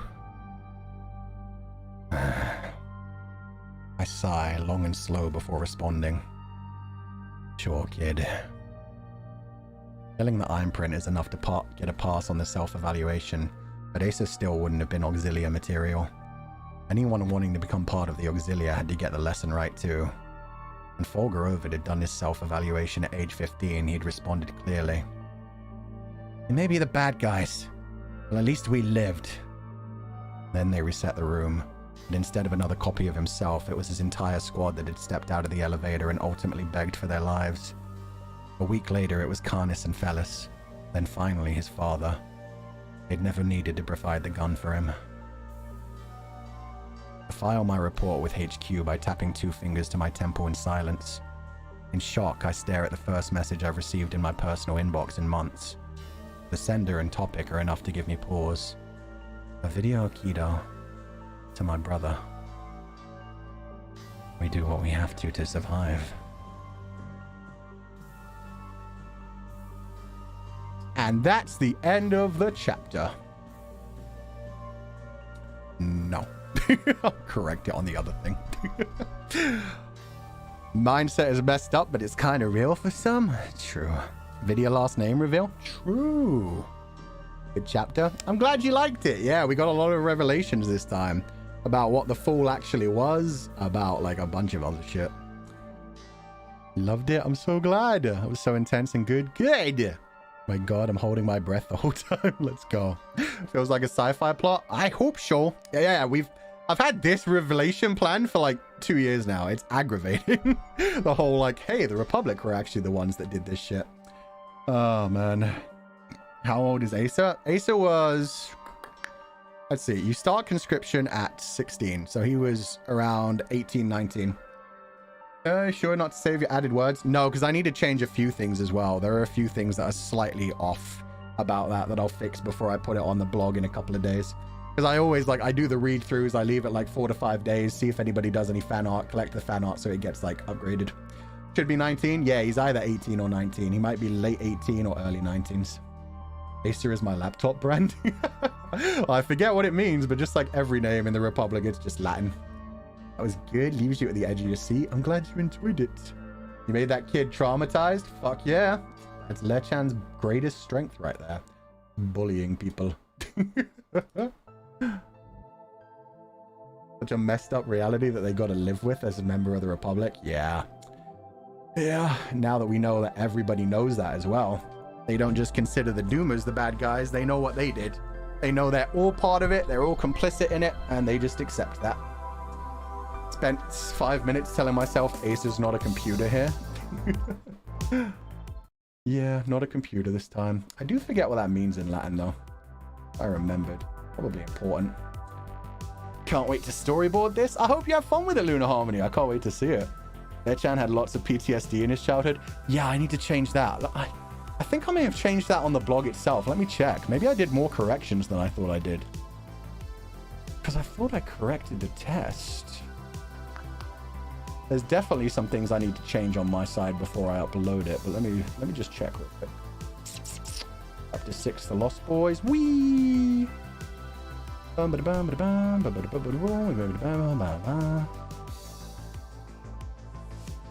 god damn it. Okay, I'm angry. Yeah, okay. So this chapter, apparently I didn't update it on the fucking Word document. I've slightly changed a couple of the paragraphs. So yeah, when it goes up on the blog, it's got to be slightly different.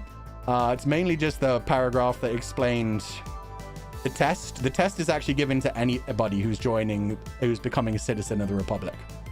They give a tighter test to people who want to join the Auxilia, but everybody has to kill their own imprint. Let me just drag this over. Fuck it. So this is the final paragraph as it's got to be in the actual... Fuck. In the actual, like, online version. It's just this bit about his own thing. When Fulgur Ovid had done his self-evaluation at age 14, he'd responded clearly. Maybe the bad guys, but at least we lived. Then they reset the room. And instead of another copy of himself, it was his entire training squad of boys 5 years older than him that had stepped out of the elevator and tried to kill him.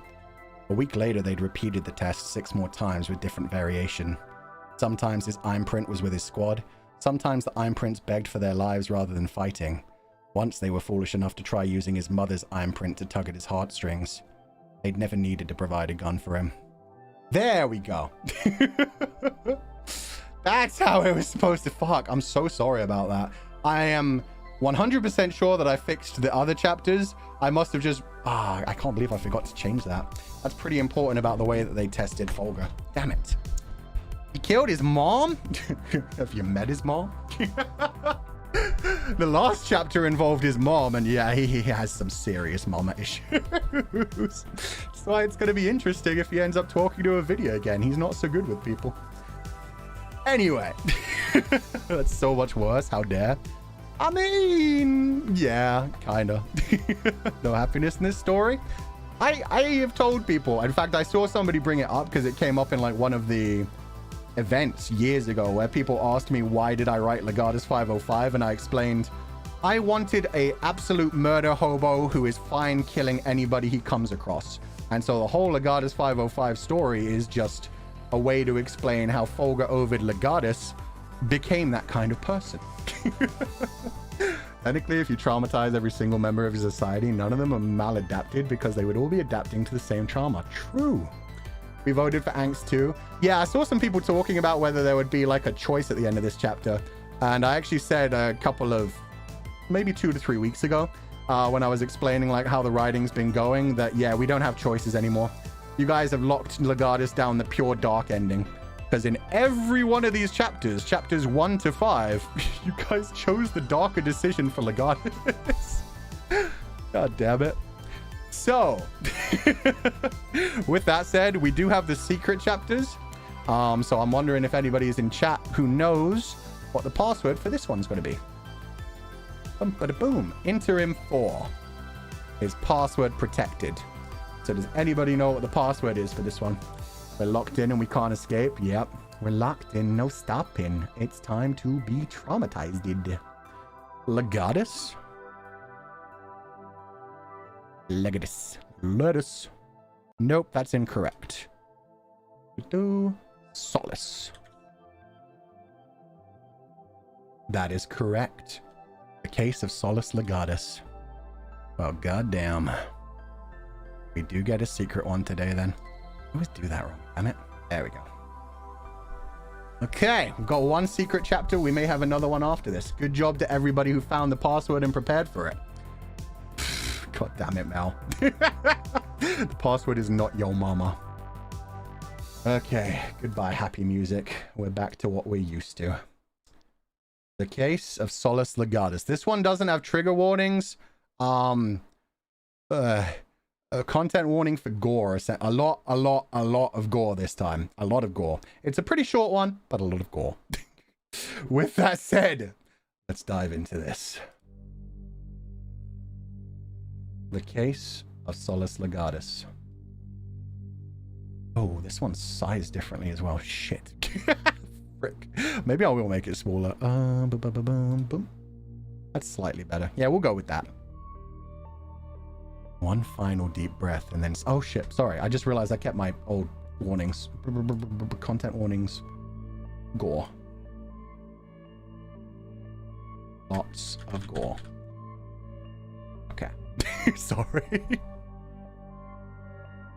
One final deep breath and then silence. Fulgur Ovid's body went still as a statue as he lay on the ground. The heat left his chest, leaving only the icy coolness that had always existed in his 4 limbs. What was the final thing he would see as he passed away? The grey sky above him as he imagined another life or something beyond this one? The black ground beneath him as he lay face down in the dirt? The red of blood as it sprayed out from his own body where moments ago flesh and bone had been? One thing was for sure. Fulgur Ovid didn't want to be alone when he died. He couldn't stand the idea of letting go of his mortal coil all by himself. No. If he was going to die, he wanted to do so while staring into the eyes of the person who had finally gotten the better of him. What would he feel while looking at that person? Hatred for his life being cut short? Frustration at his weakness and all the things he would never do with his life? Sorrow for the loved ones he left behind who would mourn his passing when he was gone? Another deep breath filled Fulgur's lungs and he chuckled at the thought. No. When he died, there would be no one mourning, and while there may be hatred and frustration, he already knew the final expression that would spread across his face as he looked into his killer's eyes and spotted the abyss beyond. A smile crossed Fulgur's lips, knowing and mocking as the ones he aimed at others, despite this expression being for him alone. Know thine enemy, he thought to himself. He knew himself well enough. Self-actualization and introspection were 2 of his favorite activities when not busy with work. Well, favorite might be a little strong, but they were 2 things he could do comfortably without having to worry about pain, and he preferred his own company and opinions to relying on those of others. The problem was, he didn't know his enemy, and that was a recipe for suffering defeat. Fulgur's breathing returned to a natural rhythm as he stared down the scope of his sniper railgun. He'd come very close to simply pulling the trigger and ending the hunt before they ever got a chance to look one another in the eye. Cowardly, he spat, not only to himself, but at Praetor Chroma for giving him the order. The target in his scope didn't look that special. Short blonde hair, trimmed neatly enough out of his bright blue eyes, an oversized black jacket with yellow trim, and some sort of bulletproof vest underneath. The hair and eyes were striking as neon against the dark of night, but the bigger warning sign was the size of the man. His chest was almost twice as big as Fulgur's, as were his shoulders and thighs. Despite that, he carried himself with the ease of a man half his size and moved without any wasted effort. Military trained, and not rusty like my own. Fulgur had learned everything that the Legion could teach him, starting from the bottom ranks and finishing with the horrors he'd witnessed in the Auxilia. Over time, he'd developed his own style that relied on his powerful psi-nets and risked more of his body for the sake of being as aggressive as possible. He was used to dealing with multiple enemies at once.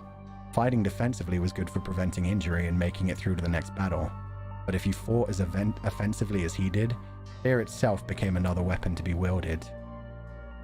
Nothing makes a target easier to deal with than them flinching, shitting their pants, or trying to run away. It worked, and that's what mattered.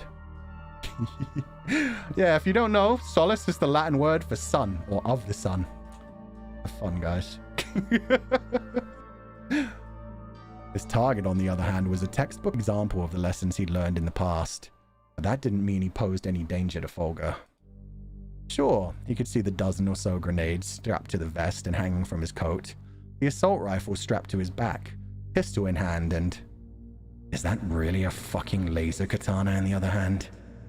When was the last time anyone had actually wielded a laser katana that wasn't part of a performance? It was so old it even had a metal blade. Models from the last decade had forgone the physical blade completely in favor of the weightless laser.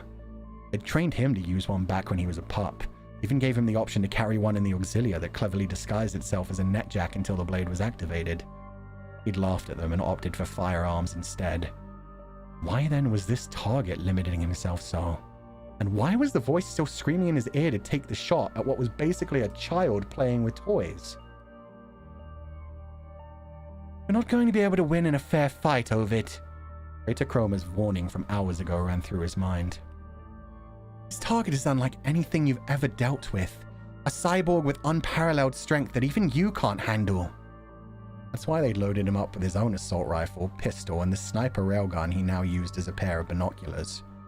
The mission was to take the target out from afar, end it all with one shot if possible, or as many as it took while the target ran for cover or approached to kill.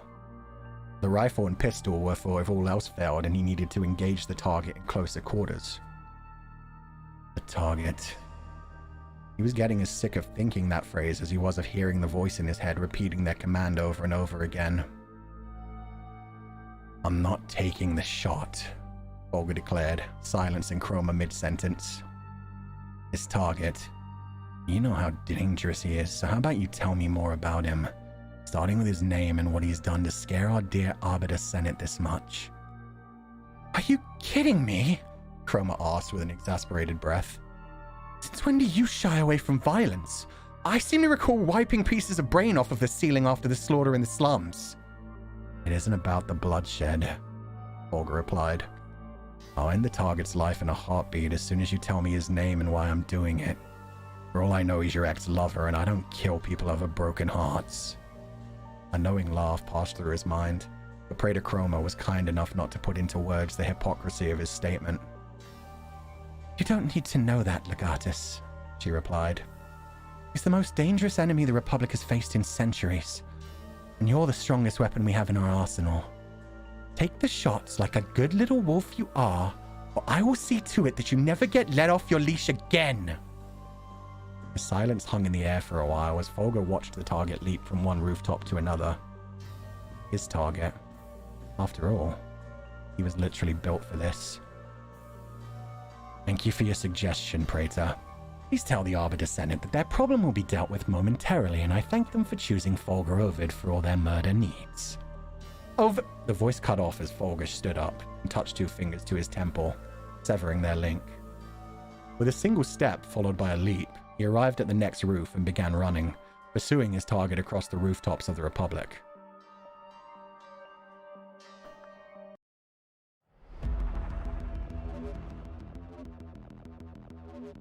He'd never traversed the city this way before, but it almost seemed made for it.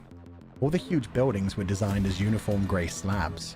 If he had the Duoverse activated, each would look unique and lit up. But with the true world visible, the entire city was one giant graveyard left to memorialize the Earth. No average man would be able to make the huge leaps between the graves, of course. The ground below would claim any human who tried their luck. Fulgur Ovid wasn't human, however, and neither was his target, who bounced so freely from roof to roof, as though it was the only way he'd ever traversed. Traveled. It took some time to catch up to the target, despite the man pausing to check his surroundings often. Whatever he was up to, he didn't seem to have a clear course plotted out before he strapped the explosives to himself. Unpredictable. Possibly insane. Even less reason for the very mind and will of the Republic, the Arbiter Senate, to be so afraid of him. This wasn't the first time a Legadio had come straight from the top, but usually their orders were directed to the Auxilia and focused on external issues that threatened the entire city. For Fulgur to receive one directly was rare, and it piqued his interest. There was no way he could simply blow his target away without learning more. Fulgur was 3 rooftops away when the target finally noticed him. His blue eyes opened wide and locked onto Fulgur with ferocity. As Fulgur leapt between one more pair of buildings, he watched the pistol disappear into a holster on the man's hip, the katana sink into the roof beside him, and then turn off, blade now sheathed into the building itself, and the barrel of a rifle trained itself on Fulgur's chest as he landed one building away. He slid to a halt, hands raised as high as his shoulders, showing that he had no weapon. Ready. Hold up. A gunshot cut him off, and pain tore through his shoulder. Fulgur let the momentum of the bullet spin his body an entire rotation. God damn it. An entire rotation as he fell to the ground, getting as low as he could. The target may be well trained, but his shooting is shit. The bullet had barely hit his arm and glanced off the metal, leaving only a scratch. Warning shot. The target called out. You come any closer, I'll put 2 in your chest, and 1 in your head before you hit the ground. Okay. Or maybe he's a hell of a marksman, Fulgur mused. 2 o'clock. Roughly 3,000 feet. Fulgur called back. The edge of the rooftop. Do you see it? There was silence that lasted a few seconds before the voice replied. That's a hell of a gun. Doesn't appear to be any sniper to use it, though. I am the sniper, Fulgur snapped. or I was supposed to be. Didn't feel right to me. When he hadn't received a response for another few seconds, Fulgur began to get up. He'd only raised up to one knee when a bullet whizzing past his face caused him to freeze. For fuck's sake, I could have killed you 5 minutes ago! Doesn't that at least earn me a conversation? Another bullet smashed into the tiles below him, chunks of roof spraying over his body. Fulgur's right hand moved to his pistol, left arm covering his face in case the next wasn't a warning shot. What exactly do you want to discuss? The target's voice was calm, with a unique richness. It exuded the confidence of a man who felt like he always had a gun trained on those listening. How about we start with who you are? You're not in the Republic database at all. Legatus. Yeah? Anything else before we end this? I asked who you are? Fulgur's fingers traced the handle of his pistol, patience wearing thin for this target who only lived this long by his will. I told you, I'm Legatus. So just stay out of my way and let me do my job. He's Legatus. Oh, well that clears it all up. A quiet chuckle escaped Fulgur's mouth. The next words he spoke were mocking and dripping with irony. Oh, you're Legatus. Well, excuse me, I didn't realize I was speaking to a co-worker. Tell me, Which division is it that specializes in rooftop-related crimes? Division? I'm the Legatus. Solace Legatus. August. Don't take it No, personally. no, no, no, no, no, I no. can't even No, say no, no, no. Shut up, Sonny. Okay, sorry. I clicked the wrong thing. Fulgur stared at the target who referred to himself as Solace Legatus. He'd heard the name before. Not from any reports or arrest warrants, though. The name called back to a distant memory he'd not bothered to think about in years.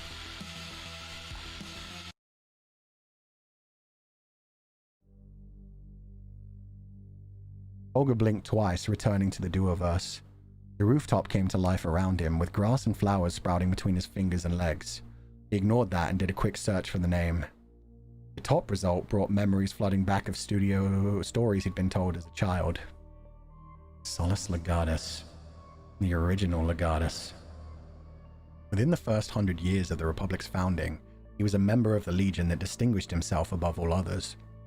In those years, most of the Republic's threats were still external, with the remnants of humanity that survived the fall desperately throwing themselves against the Republic's walls for salvation or revenge.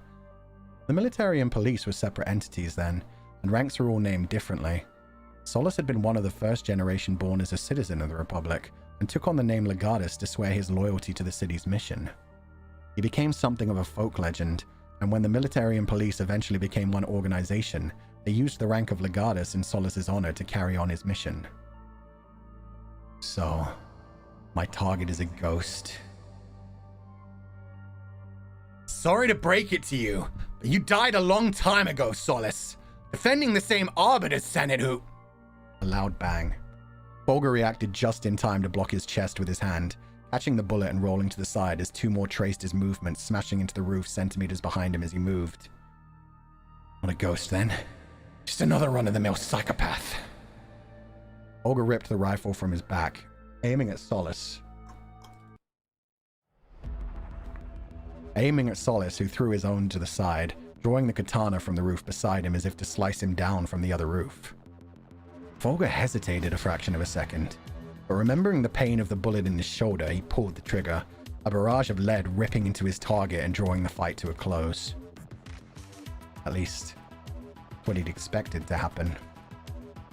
The movement was so fast, it only registered as Solace's arm twitching to Fulgur. Every bullet that came within a few feet of Solace had vaporized, leaving no traces behind other than the wind which buffeted his hair as he let out a slow exhalation of air. That is impossible. Is it? The target stood there, laser katana at the ready in two hands, the yellow hue of the blade basking him in the same glow natural sunlight would. There must have been some trick, Fulgur concluded. There's no way he could do it again. Pulling down on the trigger, Fulgur held true this time, his chest and shoulder rocking gently as the powerful rifle continued to unleash murderous metal upon the target. Finally, the roar of gunfire faded to silence and the flashes of bullets ceased their strikes, as all 120 rounds in Fulgur's magazine had been expended. Solace stood tall, glaring back at Fulgur without a single drop of sweat beading on his flesh. A handful of bullets had flown past Solace, missing the target entirely and disappearing into the night. Fewer still had been deflected into the roof and surrounding buildings by the metal of the katana rather than being reduced to atoms by the laser edge of the blade. Not a single one had found their intended target, who now shifted his weight, placing the katana gently on his back where it stuck to some kind of magnetic holster. That shouldn't be possible. Even if my Synets were able to keep up with automatic fire, my brain wouldn't be able to track the trajectory of each one, let alone move my arms to them in time. Should be italic. BGM is kind of loud. Okay, thank you for letting me know. There we go. That should be good. Don't take it personally. I can't even kill me. Words that Fulgur himself had used in the past to mock his enemies were so calmly stated to him by Solace as he plucked a grenade from his vest, pin letting out a metallic jingle as it held true to his chest. Casually, he tossed the grenade underarm, Fulgur watching it rise into the air in a lazy arc and fall towards him. Offensive! Fulgur Ovid snapped out of his stupor, legs moving before his mind could. He'd made the distance to the edge of the roof in 3 strides and launched himself through the air as Solace stared, dumbfounded. In one fluid motion, he slapped the grenade, spiking it towards Solace as he continued to rise with his leap. The grenade shot straight back towards the target, no more lazy arc, and exploded as it hit the ground beside him.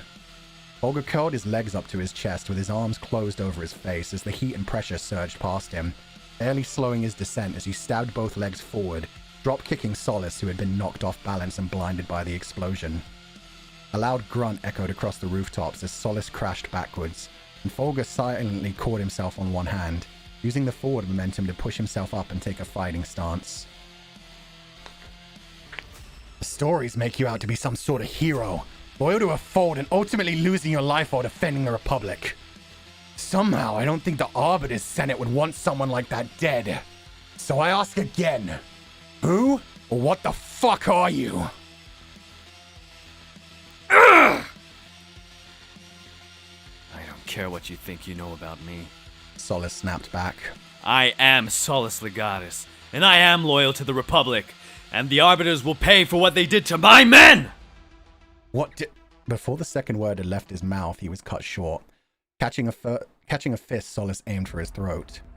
The force of the blow pushed him back half a foot. I really need to stop asking questions until he's neutralized. The man's second strike, an uppercut, was similarly blocked. This time, Fulgur was lifted off the ground and used the opportunity to kick at Solace's stomach. In a flash, that foot was met by the solid wall of Solace's thigh as he shifted his weight and delivered a punch hard into Fulgur's stomach. The blow pushed Fulgur through the air and he felt blood rush up his throat. He tried to ready himself for another attack, but his vision blurred and Solace twisted, weight shifting from one foot to the other as the same defensive thigh swung around and crashed into the side of Fulgur's chest.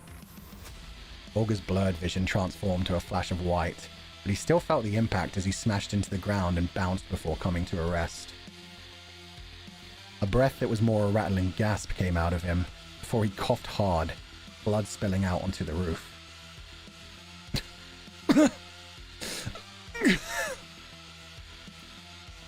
You're so squishy, Solace said. There still wasn't any hint of malice or insult. It was simply a statement of fact. So squishy, and yet you leave yourself open for punishment. I guess they don't train them like they used to.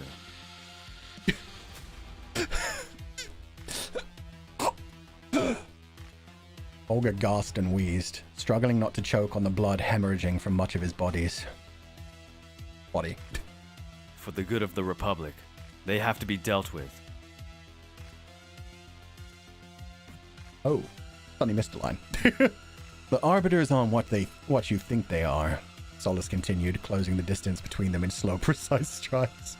At some point, he'd drawn the laser katana again and had it fixed in front of him, point threateningly close to Fulgur's back as it powered up. For the good of your Republic, they have to be dealt with. And that's why I need this. Solace's foot roughly slid under Fulgur, flipping him with a gentle kick. Along with the twist of his body, Fulgur lifted his arm from where it had been wrapped around his chest, tucked into the holster under his jacket. He fired the pistol he was gripping straight into Solace's stomach. Once, twice, 3 times. Solace's expression didn't even change as each bullet crumpled to a piece of scrap and fell limp to the ground with a hollow clang. Gasping, Fulgur lifted the barrel to aim at Solace's face, but the arm that held the gun exploded at the elbow, more scrap metal crashing to the ground as Solace tossed the arm he'd caught and sliced through away. There's no greater danger than underestimating your opponent. Solace quoted a teaching that Fulgur had similarly learnt in the Legion. He had underestimated his opponent. He was told the target was a cyborg, but hadn't expected that to mean everything from the neck down was made of Synets. At what point does a cyborg become an android anyway? What did the Arbiters do? Who do you? Fulgur forced the words up through sputters of blood as Solace's hand slid down and yanked viciously at his belt. Do to me? He asked. It's what they did to the Republic. It's what they did to my men. Solace pulled away, raising in his hand the net jack that all Lagard carried with them. I came across a truth they didn't want me to know. All they are is a bunch of doomers. I'm Prince that escaped the fall and refused to let go of power. I tried to tell my division, but the Arbiters got to them first. Told them I was crazy and trying to rebel against the Republic. They came at me, hunted me for days. My own men gunned me down in cold blood. I'm starting to think I've rewritten this one a bit too. Shit. I may have given Sunny different lines. I may have rewritten this one as well. Fuck, I really need to do this better next time. I'm sorry, guys. What Sunny said was way better. And yeah, I do have that on the blog. Fuck me. Okay, well, we're going to roll with this anyway. We needed it this way for it to be password protected. Shit.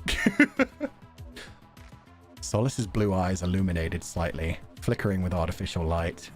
It was an effect outdated models of eyes used to do, giving away when the user was using a full view process. He's open. Fulgur didn't miss a beat, every nerve in his body screaming in protest as he pushed himself up to his feet and drew back a fist, slamming it into Solace's face. Solace stumbled backwards, shocked at what he'd basically seen as a corpse still fighting back. He was even less prepared for the half an arm that he'd already ripped off to slam into his face next. Orange acid that served as Fulgur's Synet's blood spraying over the pair. Solace screamed, this time in pain, and brought his katana around in a diagonal arc. Fulgur threw one final punch, which was easily caught by Solace. As he tried to twist away, he felt himself falling, but only a few inches, and heard his legs crash to the ground, body now held in the air from where Solace grasped his single wrist. He hadn't even noticed the katana swipe take away his legs at the middle of the thigh, but here he was being held aloft by his target. You're making it really hard not to kill you. Did you even hear what I said about the Arbiters? It was impossible to tell if Fulgur had attempted to say anything, a guttural noise spewing out of his throat along with blood that sprayed over Solace's face. As Solace winced backwards, Fulgur pulled himself up, leaning what remained of his body forward and biting into whatever flesh his mouth managed to find on Solace. Psychopath! Solace screamed, ripping Fulgur's final limb off of his body. Still, he held on, teeth sinking deeper into Solace's flesh with every second as he hung from his target by his mouth. Fuck! Solace screamed, dropping his katana and ripping Fulgur off of him with both hands. With amber liquid pouring from his face, Solace tossed Fulgur painfully to the ground, no limbs to break his fall as the back of his head smashed hard into the roof. I'll fucking end you!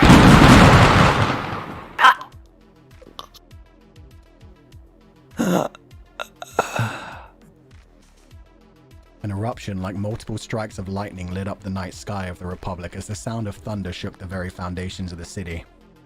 Fulgur spat out the chunk of flesh in his mouth, vaguely recognizing the shape of a human nose as he turned his head to get the best view of Solace that he could. Solace, his target, wasn't just missing a nose. There were several chunks of his body missing.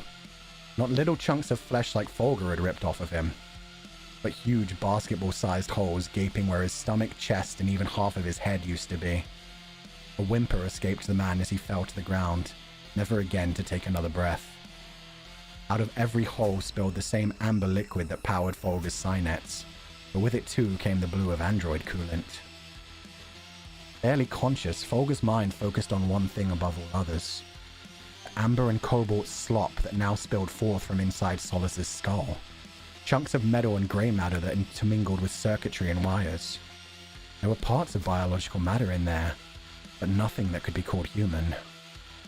Not quite an imprint which ran on hard drives and data. Certainly not a man. What the fuck was the Solace Legatus that just defeated me with such ease?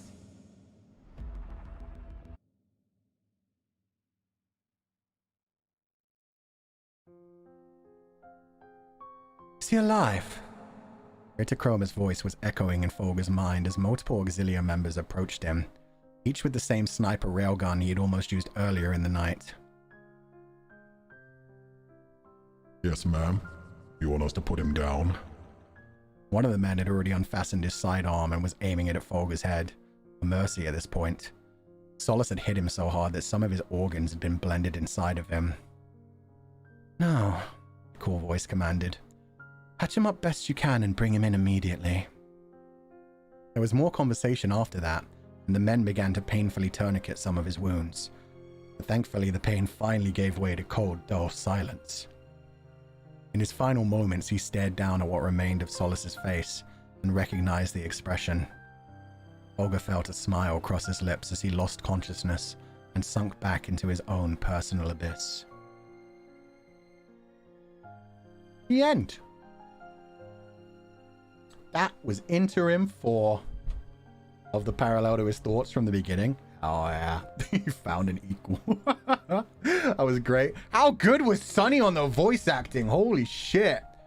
The fucking death bit is the craziest thing to me. Fuck! 1 minute, I'm gonna play this again with no music. I'll fucking end you!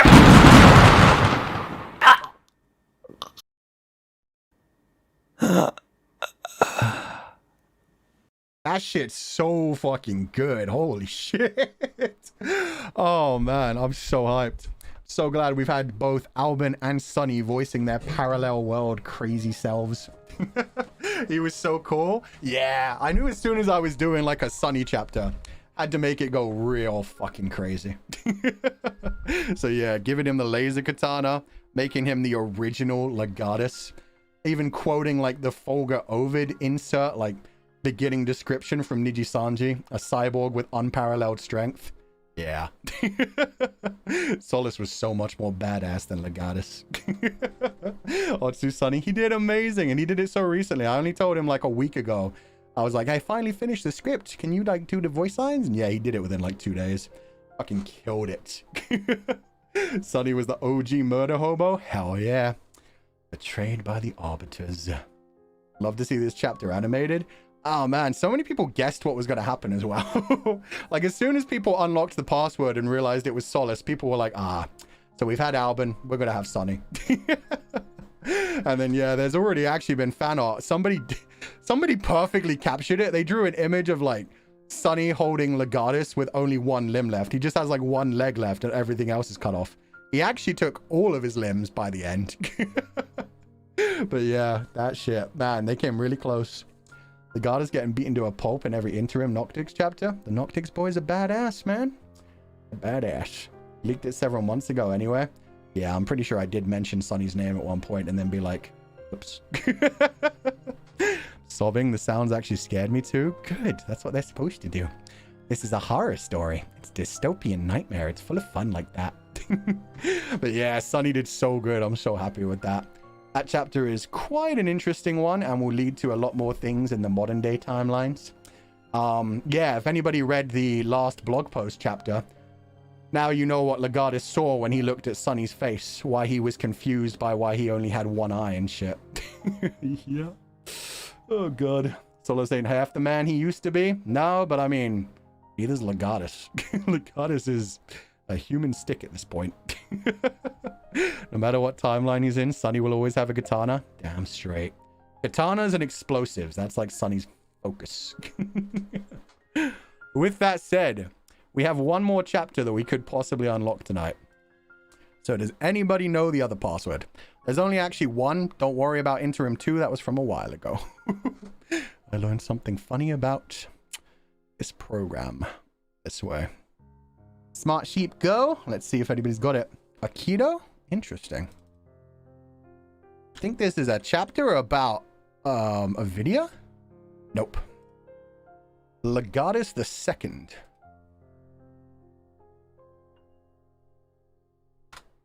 Nope.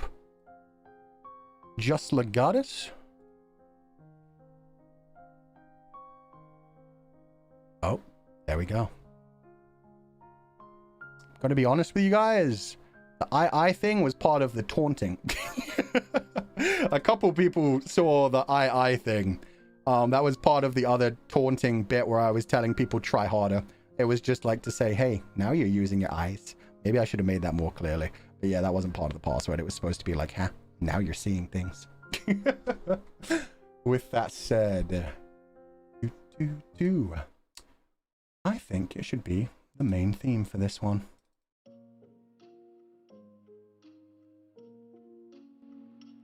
How loud this gets. Yeah, it definitely needs to be lower than that.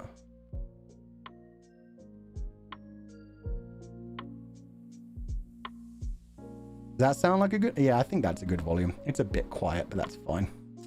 Smart sheep taskaru? Yeah, smart sheep get us done every time. Interim 5. The Ship of Theseus. What did you mean about getting the lesson right? Sorry. I was like changing my desk position. Caught out. What did you mean about getting the lesson right? Professor Carnus's voice snapped me out of my writing. With a sigh, I shut the book over and spin slightly on the chair to face him. Didn't I spell it up well enough in text? The ticking of the clock in my room punctuated the silence as Hound stared down at Wolf, neither breaking the silence. Old dog never learned new tricks. With a dog as old as this one, it was a surprise enough he still hadn't been put down. If one of us has to be the bigger man... I sighed gently and prepared to reply, but Carnus barks out. You tend to meander when you write, kid. You should really learn to keep things simple. Show don't tell and all that. As usual, he smirks down at me with his signature all-knowing attitude. Oh, I'm sorry, old man. You must not have focused enough of my education on literacy between all the surgeries and mutilations. His lips twitch a little, but he's quick to reply with that silver tongue. Clearly. You don't even seem to understand the basics of punctuation. If I could hit him, I would. But one lesson he did teach me was that aggression was like a white flag in a verbal conflict. I'm not the type to give in without a fight. Besides, I didn't decide on your curriculum. Me and Gelu may have given you extra lessons, but we let the academy deal with the basics. Two scientists weren't exactly the best equipped to teach you how to whine about Odysseus's sheep. Theseus, you Philistine. Whatever us's, he snaps, beaming down with his golden eyes. Despite the argument, there's a hint of joy in his smile that went beyond the pleasure of teasing his creation. It's all Greek to me. Personally, I prefer the Roman ways of thinking. Big shock there. I look back to the book, trying to remember where the last metaphor was going when he interrupts once again. Thought you didn't like to question things anymore. Isn't that what you keep repeating in your little book? More importantly, it's a stupid thought experiment that can be solved like any other. You solved Theseus's paradox? I ask, with extra emphasis on the paradox part. Oh, please, great Carnus, impart thy wisdom upon thy lowly creation. Cogito ergo sum. I think, therefore I am. As long as we as conscious beings decide that it is Theseus's ship, then it is. I glare up at the man who had the audacity to wiggle his eyebrows at me as though he'd said something impressive. And what of when the ship itself is conscious? The fans of my computer come alive with a howl, drowning out the ticking of the clock. That's the entire point of the thought experiment, Professor. Are you seriously telling me you never asked that question? Bit of an oversight in your work, no. Computer fans slow, then come to a complete halt with a rough jolt. The tick-tock of the clock continues to fight its battle against the silence. Professor Carnus's gaze drifts off to the side, and he continues with a laugh. It's just a stupid thought experiment. If the ship were conscious, that would make the answer even more obvious. The ship knows it's the ship, and anyone who tells it otherwise is free to believe that too. Give it another name for all that matters. It will still smell as sweet as a rose. It's not about its name. Seriously. What did you mean about getting the lesson right? He asked, cutting me off. The test at the end of conscription is just meant to teach citizens of the Republic empathy for imprints. Imprints were vital to its foundations. Forcing citizens to confront the idea of waking up as one is meant to lead to a better relationships between us and them. I can't help but chuckle, which causes the professor to shake his head in annoyance. Turning away from him, I go back to writing in the notebook, continuing my meandering prose. I promise you, that's the reason for the final test existing. Oh, wait, sorry. I promise you, that's the reason the final test exists. Insists. Carnus, I can assure you that it isn't. The lesson you have to learn from the test is that humans do what they need to for the sake of survival. They repeat the test as many times as it takes until the candidate gets that through their heads. They literally ask you what you learned at the end, and if you don't answer something to that regard, you fail. The ones who answer like Asa did are fine to become regular citizens of the Republic.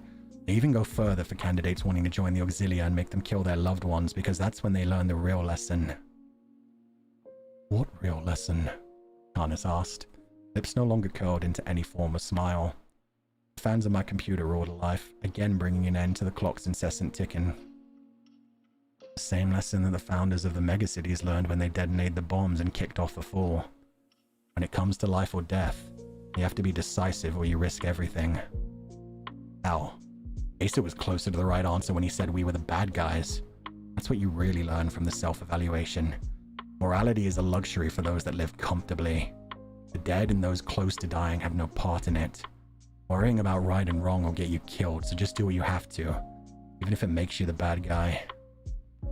At least you're alive. Hands of the computer continue to roar with ferocious speed as Karnas ponders what I said, eyes wide in obvious shock.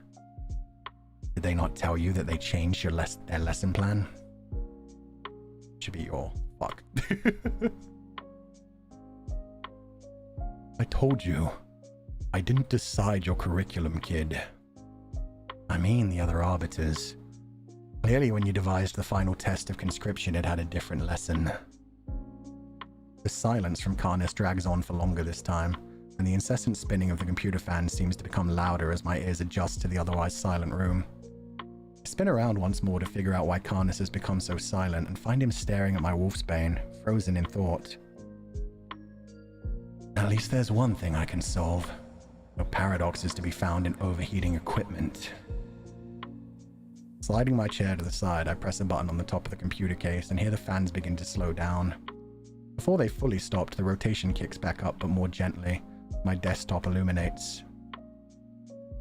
How did you find out? Karnas asks, still staring at the purple flowers. He's reached out a hand to touch one of the petals, but can't bring himself to make it all the way. You used to ask too many questions, remember? One of my biggest ones was why the Praetorians always acted like you were above them, when the only entity more powerful than them in the Republic is the Arbiter's Senate. He turns to me, beaming with a grin that was more impressed than challenging. Go ahead then. Class is back in session. State your hypothesis. The richness of his voice had returned, and with it warmth and pride. A smile forms on my own lips that I don't fight to hide. It's far more gentle and natural than my own challenging smirk or mocking grin. You're Ignis Karnas, original creator of Eidolon Incorporated, one of the founders of the Republic and an actual living flesh and blood doomer. You created Iron Prince and most of the technology that facilitates their existence. Karnas whistles out a single note, clapping his hands together in excitement. You really have lost your mind, haven't you, kid? He asks. I may be a bit older than you, a lot, but Karnas is a common enough name. Why would you assume I was Ignis Karnas? I don't believe I've ever even told you my first name. Karnas strokes his beard, looking off into the distance, but occasionally glances back to me in an overly obvious way. I never could understand how someone so smart could play such a fool. That's another piece of evidence, actually. No one ever says your first name. Even your official records just call you Professor Karnas. At one point, I thought your first name was Professor. Maybe it is! You're ridiculous enough to name yourself something like that. But she always calls you Iggy. Karnas seemed to deflate, body shrinking slightly and head falling forward. Gelu. I always warn her that you're too sharp for your own good. But if I am Ignis Karnas, you basically just did if I am. And how would I survive over 300 years? The same way that other Doomers do. Cryogenic sleep or whatever the Republic's equivalent is. The idiots that keep popping out of bunkers can do it, why couldn't you? I have some ideas about why you might have named yourself Karnas when all the founders took on Latin names too. I guess Hachiko might have been too on the nose. Karnas burst out laughing. All the seriousness of the previous conversation lost. His eyes were as warm as his voice as he responded. You really are too sharp, kid. I guess I'll finally take that drink you've offered me a few times. We have to toast to this. First time anyone other than Gelu has called me my full name in... I can't even remember how long. My own features softened even further. I When was the last time a smile actually reached my eyes? It was rare for Karnas to drink, but he was always happy when he did. His silver tongue slowed and his lips became loose. Growing up, those were the times he would become the most interesting. He and Gelu would drink to celebrate milestones or achievements, him always with the signature whiskey straight, with an ice cube, and Gelu with whatever colourful cocktail she whipped up on the night. We'd never drank together since I spent most of my adult years in the Auxilia, and Karnas always seemed exhausted and without reason to celebrate once I became a Legatus. I grabbed 2 glasses from the shelf over my desk and poured his whiskey into one, setting it down in front of him before pouring myself some gin. The warm aromas mingle in the air, bringing with them warmer memories. "Got any ice?" he asks, eyeing the bottle of whiskey I'd poured from. "Sure. Not those fancy huge ones you used to have, though." Chuckle came from the professor as I set about digging out a few ice cubes from the mini fridge in my room.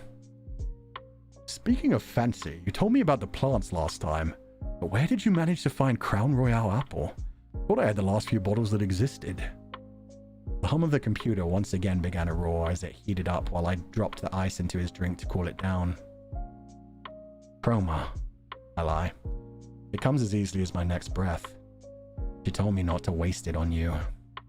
"Of course she did. I gave her first taste of whiskey, you know. She was always a vodka girl." "Chroma? Didn't even know she drank." "She did when you were a child. And she was a lot more social back then in general." "Never seemed social to me. She's definitely gotten more cranky in her old age, though. Probably why she doesn't drink. But everyone lasts 300 years without their flesh and blood body breaking down, old man." Take a swig of the gin, letting the warmth spread throughout my chest and stomach. "How do you know I'm flesh and blood anyway?" Karnas asks. "What if I'm an imprint myself?" he teased, opening his arms like he was inviting me to test. "Child. Even as I win a battle, he makes me feel like I'm losing a war." "I've seen you grow old in front of me. You didn't have as much grey when we first met. You might be as silver as I am in a few more years." "Gosh! Surely the father of imprints could create an aging duotale, though." He grabbed the glass of whiskey, swirling it around and lifting it to his nose to smell. "You're not an imprint. It may be hard to tell occasionally, even with how sensitive you made my fingertips, but I can still feel it from her and not you. You wouldn't allow that if you could help it." All color drained from his face along with his smile as Karnas straightened his lab coat and put the glass down with a thud. Water had begun condensing around the cold glass and now dripped down to the bottom, creating a ring on my desk. "She has a name, kid." His voice had turned cold again, and even his mocking smile had disappeared, leaving almost nothing to read at all. "Anyway, I should get home to see Gelu. Rare that I'm away from her for this long." Professor Karnas stood up from his chair and began walking to the door. Would a rose without a name not smell as sweet after all? I wonder, draining the last drops of my gin. Over to the side, I noticed that I still had a full glass of whiskey to chase it with. I bring it to my face and inhale the sweet, poisonous aroma. In the corner of my vision, the warning continues to flash until I blink twice to hide it and the room returns to darkness. Might as well. It's the end of the world after all. End of Interim. So that's all of our read-through from today, which means I can actually destroy this because it's terrifying to be sharing my desktop and move to this one. Is Gelu Latin for anything? It is. Gelu is Latin for frost, whereas Ignis is Latin for fire. They chose names based on each other. They're cute. That was so fun, Fu-chan. Thank you. I'm glad you enjoyed it. Ignis is a dog. Yeah, he's a giant puppy. Thought the professor was an imprint for a long time. Nope. Flesh and blood. Flesh and blood. He's been aging and stuffs. Fire and ice. Yeah, they're cute. Left with more confusion than I had. Good. After you analyze it a bit, there's definitely things that have been revealed. There are also some questions that are still coming up. Yeah, there's a lot of questions that are coming up with like Legatus and Karnas now. And Gelu, which means that, yeah, that's why we're into like this second half of the story now. The rest of it's going to be focused on what the fuck is up with all of that shit. We're heading into the Legatus chapters now. No more random exploration.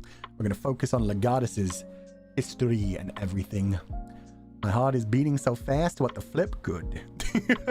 Atsufu, such an amazing chapter. Thank you. Want to know more about Karnis now?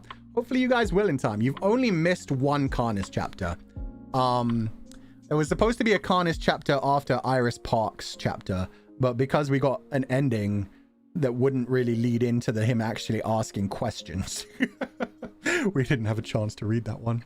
Can't wait for more. The ending is so cliffhanger. Hell yeah. So mind blown right now. We'll reread and analyze when they're up on the blog. Yeah, I'm going to probably upload them at the end of this coming week. So yeah, around the 1st of June.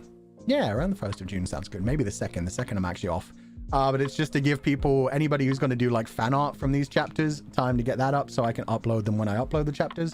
And when I do that, I'm also uploading a bunch of other fan art and creating a fan projects page. Because we already have a translation page for people that translate Legatus 505 into other languages. But I'm going to create a fan projects page because there's been like so many people. There's currently like Hachiwashi Hachi is doing a manga version of the first chapter, which is very sweet and so amazing. It's so beautiful. Chris Nguyen, Hakuku, has already done like a webcomic version of the first chapter. There's been like lots of music projects and cosplay projects and ball jointed dolls, things that wouldn't really like fit into the chapters, and cosplayers. Did I say cosplay? Just things like that. Anything that fans have created, essentially, I'm going to upload to just like the fan creation center. If it's like close enough to actual Legatus 505. If it's just in general like a piece of artwork of Legatus, it doesn't make sense. But yeah, if it's like something that it's like clearly referencing the story but wouldn't fit in any of the chapters, then yeah, I'll throw it into the multimedia page. You reading it helps with the immersion, same with the voice acting. Yeah, and I'm really glad I get to like bring other people in as well. I get to bring other people in and be like, hey, Alvin, you want to do some voice acting? Son, you want to do some voice acting? So it's cool. So much cool stuff by so many cool people. Exactly. We have so many cool fan projects now, so it's fun to like lean into those and share them with people. Especially now that, yeah, I mean, let me think about it. I've already written the next blog post, but I don't want to share that until it's getting time to like read the next chapter. I'd say I'm about 20% the way through the next chapter. I've already done half of one of the interims. There's got to be 2 interims for the next one as well. So when the blog starts to update again, keep in mind you're going to have to look for passwords again. There's going to be 2 passwords again this time. But yeah, 2 possible interims next time in 1 chapter, but I'm already like quite a way through of like working them out and writing them. So I'm hoping the next chapter's release will be sometime during June. And then hopefully we can do like 1 more in July. And I believe there's only 4 more read-throughs that we should do. So if I can do 1 every month, we'll actually finish the Legatus 505 story. June, July, August, September. Around September. So around September, we'd be done with the Legatus 505 completely. I do not know if I'll actually be able to do that though, because obviously it depends on what's going on. And also we're releasing the Shepherd in July, but I'm not going to start his story immediately. I've said that before. I'm going to give you guys like a teaser for the story, and then we're going to start like world building streams. So yeah, that gives us enough time to start like setting up some of the world for the Shepherd story while I continue to write Legatus 505 and finish it off. So yeah, hopefully we'll actually finish Legatus 505 in 2024. Yeah, hopefully by the end of September, but most likely probably, yeah, I'll probably get delayed somewhere along the way and make it end up in like November or December. But hopefully, hopefully everything will be done by the end of the year. And we'll be done with Legatus' story. You guys will see how it ends and all the other revelations that are coming. And I promise everything is going to be revealed. I know that every chapter it's like, oh, so that's what the fool was. But why the fuck do people recognize Legatus and he doesn't recognize them? And what the fuck? His insides were blended? Is he okay? Shit like that. Everything's going to be revealed. Don't worry. I now know which chapter each thing is going to be revealed in 1 by 1. So have fun. We'll just try to get them out as soon as we can. At least no more PN for Lechan after September. Yeah, then his story will be told. And we may still do some like extra chapters and stuff.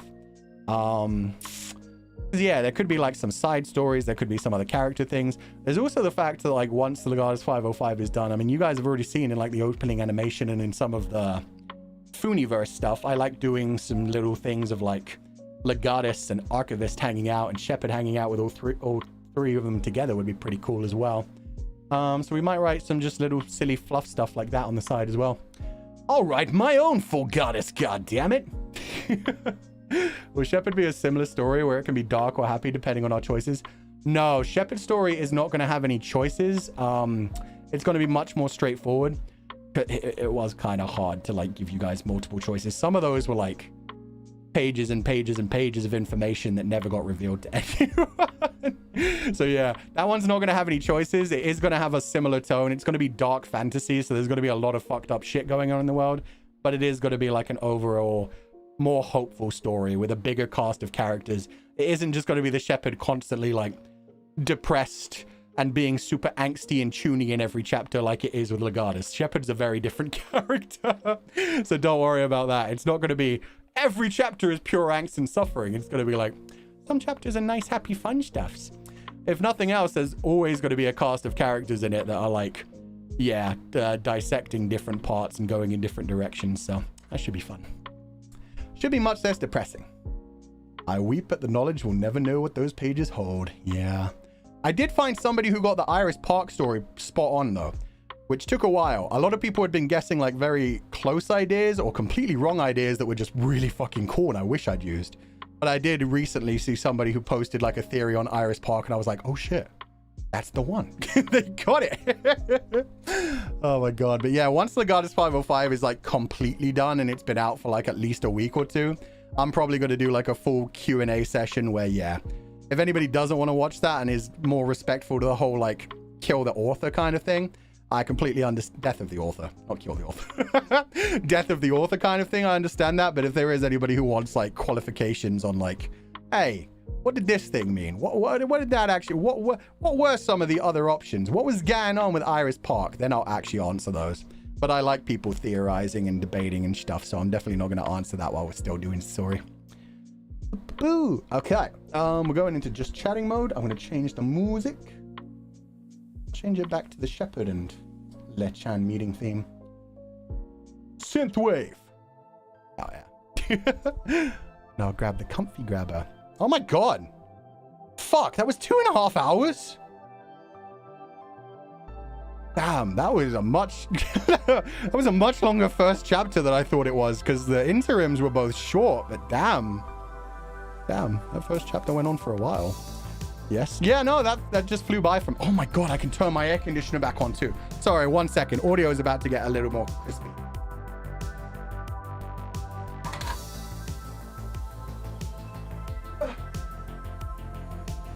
Oh, I left it unplugged. Damn it.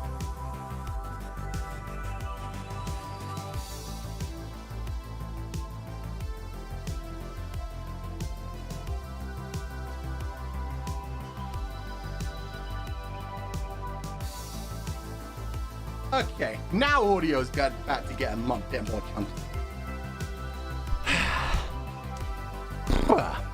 Had a laugh along the way too. Yeah, we had some decent happy chapters in this one. It wasn't all doom and gloom. The Carnus chapter was just like a nice chat. Fun times. Time flies when you read a good story. Yeah, even if you realize you apparently forgot to change the Word documents when you edited things on the fucking blog. It's all good. So a 4-hour stream today? Nah, I doubt we'll be chatting much more after this. It's just nice. I've got tomorrow off and then we have a pretty like decent week this week. We have streams. Yeah, 5 out of the 7 days, so it's a decent week. So yeah, we'll... Did I gave it the wrong link. Fuck.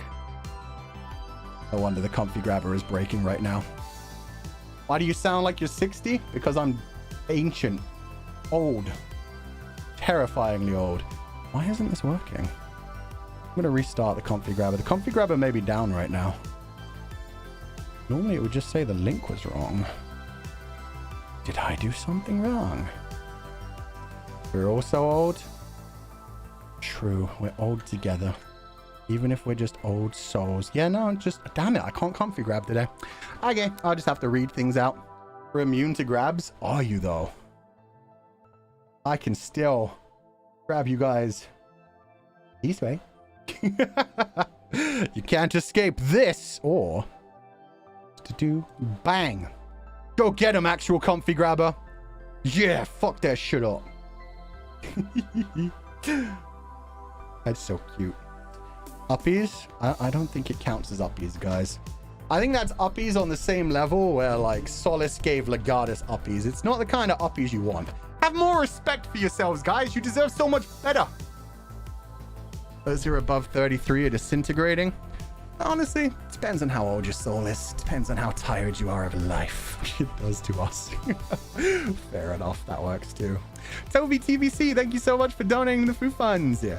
Atsufu, thanks for working hard on the Legatus 505 stream. Thank you. I enjoyed the story and music and VS a lot. Oh, VA a lot. I'm guessing that was VA. Definitely back to watch the VOD. Also, Solace Otsu2. Look forward to the next story time. Yeah. Solace was fun. When I was writing Solace, the basic idea was just, I want Sunny to be so fucking badass. Like with Albanyan's character, it was more of like, Albanyan's a thief, so he'll be good at like the speedy parts, but as soon as he gets caught and can't run around anymore, he's gonna get murdered. With Solace, it was the opposite. Solace was just better than Legatus in every fucking way. Which is gonna, you know, lead to some questions when he does start to talk about that. Will you recruit more VA? Depends on if they're needed. You can probably tell there's one more person who's going to voice a part, and then we'll see what happens after that. We'll see what happens later. Sonny got to have the most murder hobo one? Yeah, he does. I'm sure he loved voicing it as well. God damn, that death sound was still so good. Did you name him Solace because he's bright like the sun? Basically, yeah. I mean, Sunny's name is Sunny. So even though it's S-O rather than S-U, it's like, of the sun. That's the perfect name. Just like with Alban's character, I literally just named him Cat. It was just fucking Cat.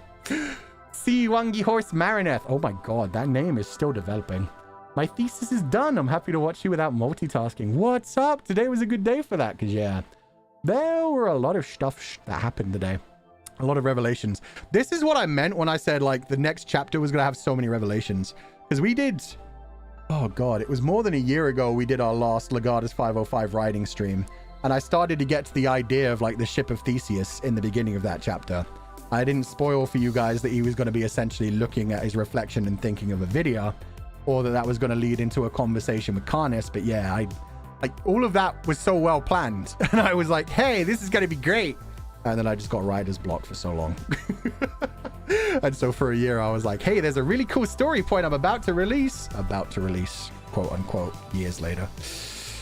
The amount of revelations we had today, I feel just as mind-fucked as Acer in the self-evaluation room. Let's go. That's good to hear. I like the idea of the self-evaluation room. Self-evaluation room, which is just basically a torture device.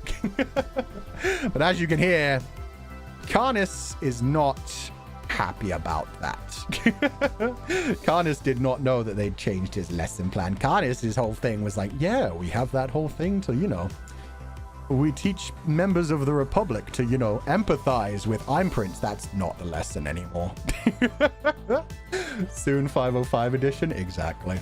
There's always a plus 10 more minutes when it comes to a Fulgur Ovid saying anything. Emily Jasmine Chang, thank you so much for donating the Foo Funds. Oh, with the huge 505 donation. Thank you so much. Atsufuchan, I'm still thinking about today's story. I loved all the details in chapter 6. Solace's VA Tasukare. Yeah, Sunny did so good. I'm so happy that Sunny was down to do the VA. And yeah, in fact, I even posted out on Twitter that the other person, I've already like told them what their story is going to be now that I've figured out the whole story to the ending. And I was like, hey, would you be down to voice it? And they were like, yeah. So yeah, there's going to be at least, well, I mean, everybody knows who the other voice is going to be. It's pretty fucking obvious. But yeah, there's one more person who's already like confirmed that they're fine with the storyline I'm giving them. And we're going to see how much that one crushes everybody emotionally. This one was more of like a violence thing. We haven't even begun the true angst yet. But thank you so much for donating the Foo Funds, Emily Jasmine Chang. I'm so glad you enjoyed it all. I can't wait to see like anybody theorizing about things. There are definitely some like hints towards things that are going to come probably, I'm not sure in the next read through or the read through after. But yeah, we've been like planning some things for a while now that have been like written into the text. What I will say, one of the greatest lessons I learned before, like between starting this story and getting to the point where I am now, is the fact that you don't describe anything for no reason. So if it has a description, it's there for a reason. So yeah, a lot of people have realized that in like some of the like lightning flashing effects, the sound effects and stuff like that, and how they play into the themes and things. But yeah, everything from probably the last like 4 or 5 chapters, I stopped just being like, oh, I want to describe how dilapidated this building is and take like a whole fucking page talking about like vegetation and stuff. Can't wait for the angst conga line. Hell yeah. Once that angst train starts rolling, it doesn't plan to stop. You may hire. Thank you so much for donating the Foo Funds. Yeah, this is so fun. It's the first read through I caught live. I really love the VA. Both you and Sani. It was super immersive. Atsufu-chan and TY, thank you so much. I'm so glad you enjoyed it. Hell yeah. But I love purple prose. So do I. It's just, yeah, I have actually been taking some writing courses on the side. Not properly. I haven't like devoted myself to doing like daily things or even like weekly things. But I just like bought one of the online writing courses where you can take it at your own time. And yeah, I started going through that like a year ago and started to realize where a lot of my weaknesses lie. Which doesn't mean that I'm getting good. It just means that I'm getting better than I want. Anyway. Fube, thank you so much for donating the Foo Funds. No message, but I hope you enjoyed the stream. I hope you have a wonderful day, and thank you so much for being here. Oh god, everything reset. Okay, there we go. MJ and Lim, thank you for donating the Foo Funds. Atsufu-chan, and thank you for the read-through stream. I can't wait for the next chapter. Me too, that's the thing. Especially since I've already started writing like certain other things. I'm already at the point where I'm like, okay, those revelations are over. Now we get to reveal other things. We get to go past like the building up of the world, because now we've got the world, we've got how like the Republic was formed and the mega cities. So yeah, now it's going to all start to come together into the actual Legatus' story. Either way, you're trying your best, yeah. I mean, that's the thing. I don't think this would ever get like published professionally, but I'm having fun writing it, and that's all that matters. The fact that I can like write a story and be like, how cool would it be if Sunny was a psychopathic cyborg murderer who may or may not be a true cyborg? Honestly, there was some of the things at the end of that chapter begged some questions. But yeah, things like that where I'm just like, I'm gonna give Sunny a laser katana and he's gonna cut Legatus to pieces. Doing shit like that, and then seeing people like see it and be like, oh, that's so cool, now I need to draw it. It's like, ah, it's so cool. People theorizing and stuff, it's always good. Please publish. If I publish Legatus 505 anyway, it will just be through Nijisanji, so it'll be the same way like Voxy did with his the Demon Hunger's art book. And I do want to do that. Mane-san has actually talked to me about that. Yeah, so the managers were talking to me about the fact that, yeah, you could totally do that if, like, yeah, if you want to do it, if you finish the story. I was like, yeah, that'd be cool. I could like commission some people to do like actual covers and ask people if they want their artwork to be included in general. So yeah, that would be cool. And then we'll see what happens with the Shepherd story, if that really goes anywhere, if I feel completely engaged by it, or if that becomes a lost project. We'll see what happens. MJ and Lim. Oh, I just read that one. Thank you so much for donating the Foo Funds. Noeen, thank you for donating the Foo Funds. No messages, but I hope you're having a wonderful day. Please rest well, and thank you so much for being here. Yayoi! Thank you for donating the Foo Funds. Atsufu-chan, the stream was so amazing. Thank you! I enjoyed it so much, and Sunny's voice is so good. Sunny's voice was good. I think that's one of my favorite descriptions that I've done in the recent chapters, was talking about how, like, his voice had a unique richness, along something about him having the confidence of being a man that always had a gun pointed at another's head. And I was just like, yeah, that's Sunny. Sunny just always sounds badass unless he wants to sound adorable. I'll buy 5 copies, please. Hey, I'm buying 5 copies. That's for me. I'm gonna buy 5 copies and just like put some in a bookstore and just be like, this one's free. In fact, I might actually do that. Just buy a bunch of copies of my own book, put stickers on them that are just like, this one's actually free, just take it, and just put them in random bookstores, not anywhere near me, so I don't get in trouble. But just put them in random bookstores and be like, take it, bitch. Read it, learn Legatus 505 lore, then find Fulgur Ovid online. Oh my god, thank you for donating the Foo Funds, Yayoi. Oh, and the 505 donation as well. Thank you so much. I hope you enjoyed the story, and I hope you're having a wonderful day. If it was a voice drama, I'd definitely buy it. Yeah, I definitely don't think I could commit to that. There's a lot of times when I wish like I had the time to do like full editing and make like all the sound effects and prepare all the music behind time so that it was ready to just switch from song to song. That would take several more days of just preparation for a stream. And it would be nice, but yeah, I think we do enough. We did, on one voice pack, we had like one of the scenes voiced out. Everybody thought it was a sex scene. but it was really just Legatus having a night terror about remembering Albin's past, which was funny. But yeah, the only thing that I really wanted to add was just that big, like all of the, because I mean that's what it was supposed to be in the final bit where Solace's head gets exploded. It was like all the other sniper railguns. 3 other auxilia members fired their sniper railguns at the same time. So I just made sure that that sound was at least in it because it just like added to Sunny's incredible fucking voice acting. Best voice back 100%. Jesus. Nya, thank you so much for donating the Foo funds. Thank you for Storytime, Foo. Is this a bit loud? It isn't, which is weird. Okay, I need to fix this. Because now it sounds way too loud to me, but it's at the right volume. Okay, so 1 second. Open volume mixer. It's definitely something. Ah! Yeah, okay. OBS went a bit quiet. So if I put this up to here, then I turn this down.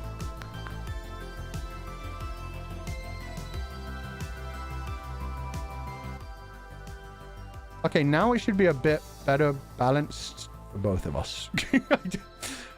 Oh no, I'm still trying to figure out because there's weird ways you can like make OBS pick up your volume lower and higher, and for some reason the same way that it's been like killing all of our microphones recently and making them quieter, for some reason my OBS just keeps like deciding it's less sensitive or more sensitive than it should be. Hopefully it'll fix itself. Anyway, Nya, thank you for donating the Foo funds. Thank you for the Storytime Foo. Can't wait for more of these types of streams. Very immersive with the reading and voice acting, and soon fan art on Twitter. Yeah, if anybody wants to draw fan art on Twitter, I would love to see it. Obviously, a lot of the things in these last couple of chapters were very, very violent. So no worries if you don't want to do any of that. But yeah, I wonder if anybody would like be interested in drawing what Asa looked like or what the spider lady looked like. I can't even remember her name anymore. Probably was just spider in Latin, I'd imagine. Oh shit, people already done. No way. There's been a lot of fan art like for the last bunch of chapters that I've been really happy about. Ooh, that's beautiful. Yukuki just did a really beautiful piece of artwork. Sorry. Boom. Okay, Legatus 505. Oh, I'm just reminding people. I thought you were saying there was already art up. I was gonna say, damn, that was fast. No, okay, so far there's just people chatting about things, which is good. Yeah, the theories are already starting. That's what I like to see. Are you forgetting your own character, Fu-chan? She's a sexy spider lady, but she's not important to the story. Moira, thank you. Oh, I didn't even give her a spider name. I just gave her an Irish name. Must have been having an Irish day, because yeah, I definitely wrote like the character in the factory as an Irish accented character as well, with the whole Egypt and everything. Veli-chan, thank you for donating the Foo funds. Atsufu, really enjoyed the reading today. Voice acting Tascare. Both you and Sunny's part. Thank you, I'm so glad you enjoyed it. Yeah, with the Albin part, I did a lot of like pained voice acting myself. With Sunny's part, he just kind of carried it, man. Chat Summer, thank you for donating the Foo funds again. Atsufu. First time watching this live and it's incredible. Truly can tell your writing improved since the first chapter. I'll wait for the next chapter and to see how fucked up Legatus will be. But are you? Aw, thank you so much. I'm trying to think if the next chapter is going to be violent. It actually won't. No. Let me check something real quick. I'll check like the whole read through. Since I have a map. 505 from here. The next one's going to be Chapter 7, Interim 6 and Interim 7. Oh, yeah, okay. Now, next read through is going to be emotionally devastating. There's not going to be as much violence. It's Irish. I thought her name was Grek. I don't know what Grek is, but Moira is definitely an Irish name. It may be like other places as well. I know like a lot of Moiras that are like traditional Irish. Thank you for donating the Foo funds, Chat Summer. Sparrow Splat. Sorry, I got scrolled up again. Mindfucks aside, I'm surprised Christmas and Easter is still a thing in the Republic. Thank you for the amazing Legatus 505 reading.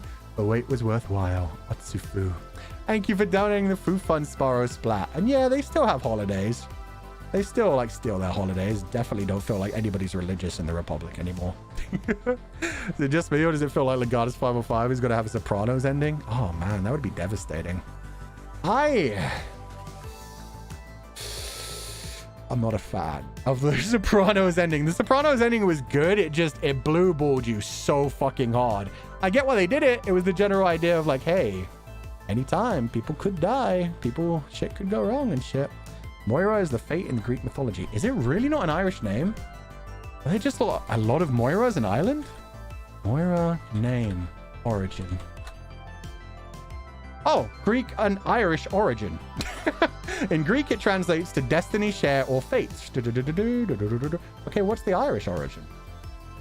Greek and Irish origin. Oh, here we go.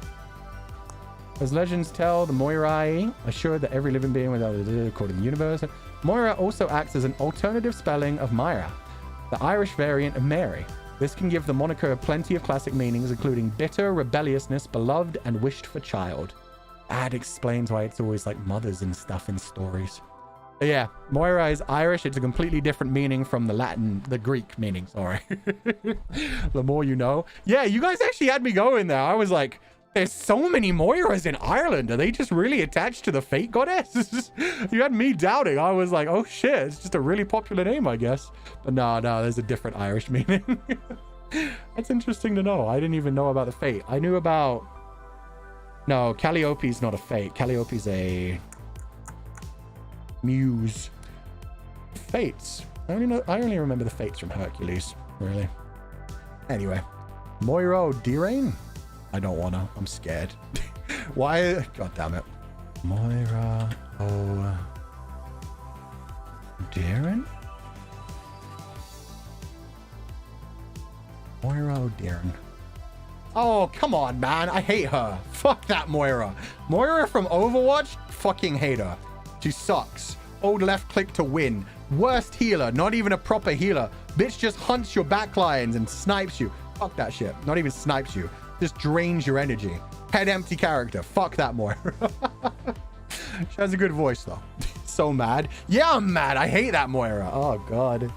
Somebody was telling me that's pretty much how Scarlet Witch plays in the new like Overwatch Battle MOBA, and I'm like, oh good, so I'm gonna hate Scarlet Witch too. That's fantastic.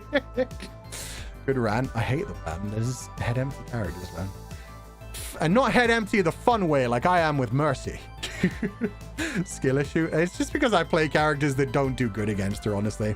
Like hunting down the back lines is always aggravating to me.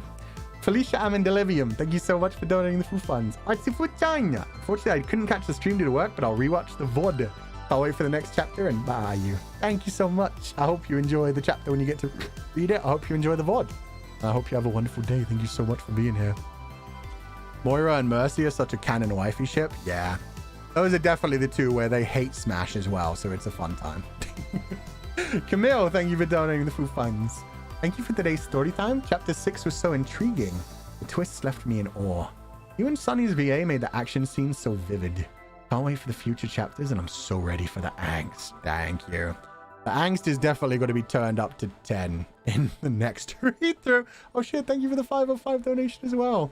Yeah, the angst is going to be a big way up. There's going to be less gore in the next chapter. And one of the...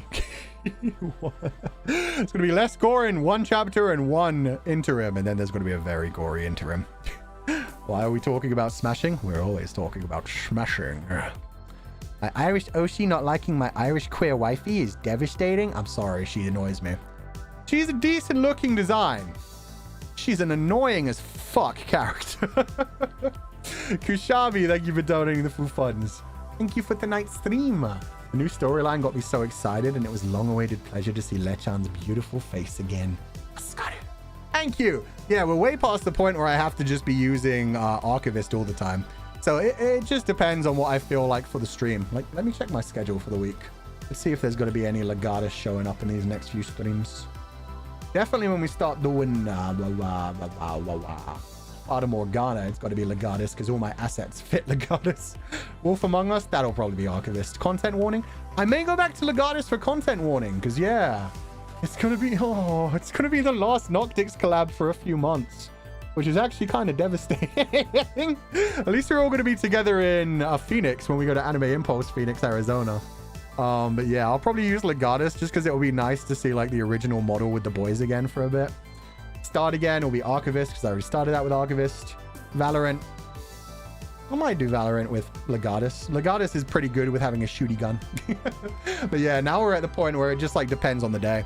The same ways that before I got the Archivist, I used to just switch between whether I wanted the black leather jacket or the Legardi coat.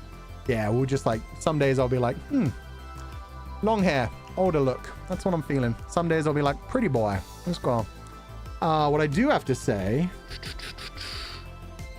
I think pretty much everybody knows. Yeah, I've said Shepard is going to be based on the Archivist model, so it's going to be an older looking one. And then I'm not going to have another thing for a long time. But when the other thing finally comes out, like far in the future, it is going to be a different look for the younger version.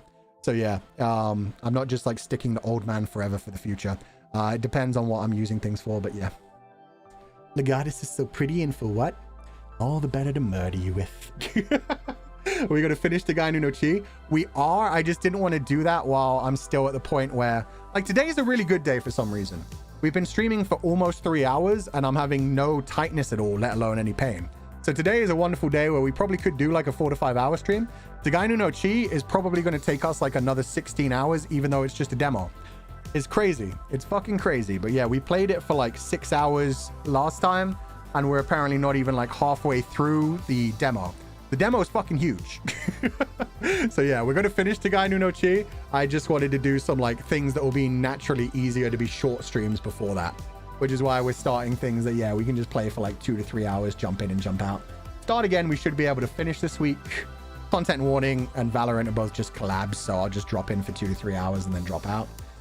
Wolf Among Us, the whole game is only 8 hours long, even though there's a sequel coming out eventually. There's supposed to be a sequel coming out by the end of the year.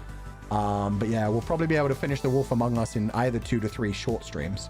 And then Archivist Device will be short as well. So yeah, it's just things like that. For now, I'm just keeping it to short things. That's why I don't want to go back to Gainu no Chi.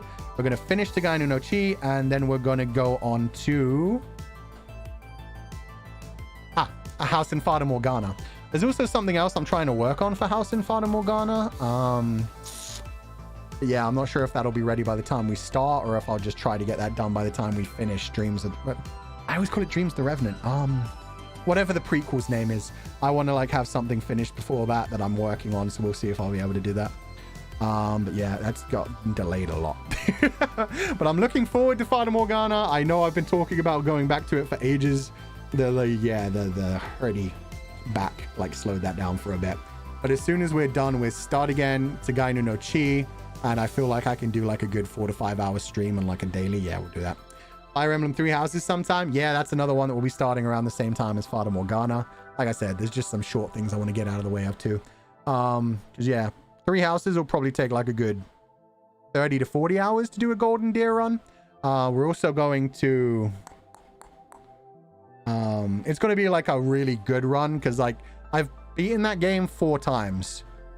I don't think I beat it at maddening difficulty, but I got up to the level before maddening. So I'm not going to do a maddening run, because fuck that shit. But what I mean is I've never spent any of the points that you get like between runs. So I have shit tons of points where if I want to, I can just instantly make all the characters fall in love with me and join my house and abandon their own houses. So that's what I mean by like a perfect run, where just if we're running out of time to recruit kids, we're essentially going to spend points to cheat. We're going to pay to win. We're going to get every character that we want in our house. We're going to get them to every class that I want them to be in. We're going to go nuts. What about Hades 2? I'm actually not planning on playing Hades 2. Not on stream anymore. It came out very suddenly and surprised the shit out of me. So yeah, I'm looking forward to playing Hades 2 someday, but right now I'm not very interested in like playing it on stream. There's a bunch of other things I want to get done first. One thing that we really have to do is play Sky Children of Light, because I mean, I got permissions for us to do that. But then I was on break when it finally came out on PC. But that's another game like Journey and Abzu, where it's like an exploration-based one. But with this one, you can have a bunch of people playing online at the same time. So if you guys get it on PC, I think it's actually cross-platform. So you can also play it on the phone or on the Switch, and we can all just like meet up in the game and explore the game and see what it's like. I think Raymumu played it already. But yeah, we have permissions for that, so it's just like when I feel like it's a good day to play it. Children of Light with Uki? I'm not sure if Ukiki wants to play it. It's just something that I want to play with the confidants because we played all the other games. When we played Journey, we had a bunch of really nice confidants like guiding us and helping us through the game. But yeah, it's the same studio, so I just want to do that. Journey and Abzu was so good. Yeah, we're going to do a Memoir Blue probably in the week after this as well. So I was going to do that this week until I had to delay Start Again. Start Again took over a Memoir Blues day. So yeah, we'll probably do a Memoir Blue soon. And I also... Should I say? Yeah, I don't think anyone will actually play this other than me. I also got permissions finally for Pathless, which is a similar one, but with some fighting mechanics as well. So it's a bit more like Sheepy, a short adventure, that game we played where it had like really good music, but it plays in a similar way still. It's not quite a Metroidvania, and it's not quite the same as Legend, but it's got that same kind of like really beautiful visual telling style, plus like some good like action gameplay where you're murdering giant monsters and stuff. So yeah, I think we'll do that. Still mad about Zhongli. I don't think he'll ever play Genshin. I'm never playing Genshin. I'm never playing Genshin. Pathless. Yeah, Pathless is just another one a bunch of people suggested to me when like lots of confidants loved when we played Journey. When we played Journey, everyone was like, I love this type of game. Please play more of these. And that's why we started jumping into things like Abzu. I've also got permissions to Flower as well. Flower's another short one. But like a Memoir Blue and then Pathless, they're all like similar games. You doubt the strength of my Delulu. I do. I was into anything, it would be Wuthering Waves right now. Wuthering Waves, like, oh my god. I was actually watching my friend play it the other day. He was playing through the cyborg story. Well, he's not even a cyborg. He just wears a bunch of tech wear that looks cyborgy. But his whole story is talking about, like, the evil shepherd who led the flock astray, and, oh, the black sheep who got cast aside, and all the white sheep telling lies to them. It's very... very Fulgur Ovid coded. And he has like gray and red hair, and he all wears red and black and gray, and it was like, oh my god, okay, yeah, this is me in another lifetime. So yeah, I'm not gonna play that just because it's another huge game. I'm not really interested in diving into any gacha, especially. Gacha just drain your back account so quickly. But I like the storyline of that one. My friend was actually playing it while streaming it on Discord, and I was just watching and chilling and being like, now I see why Confidant said this character is basically me. Because I looked at him and I was like, I guess he like wears red and black and he has gray hair. But yeah, when his storyline came up, I was like, okay.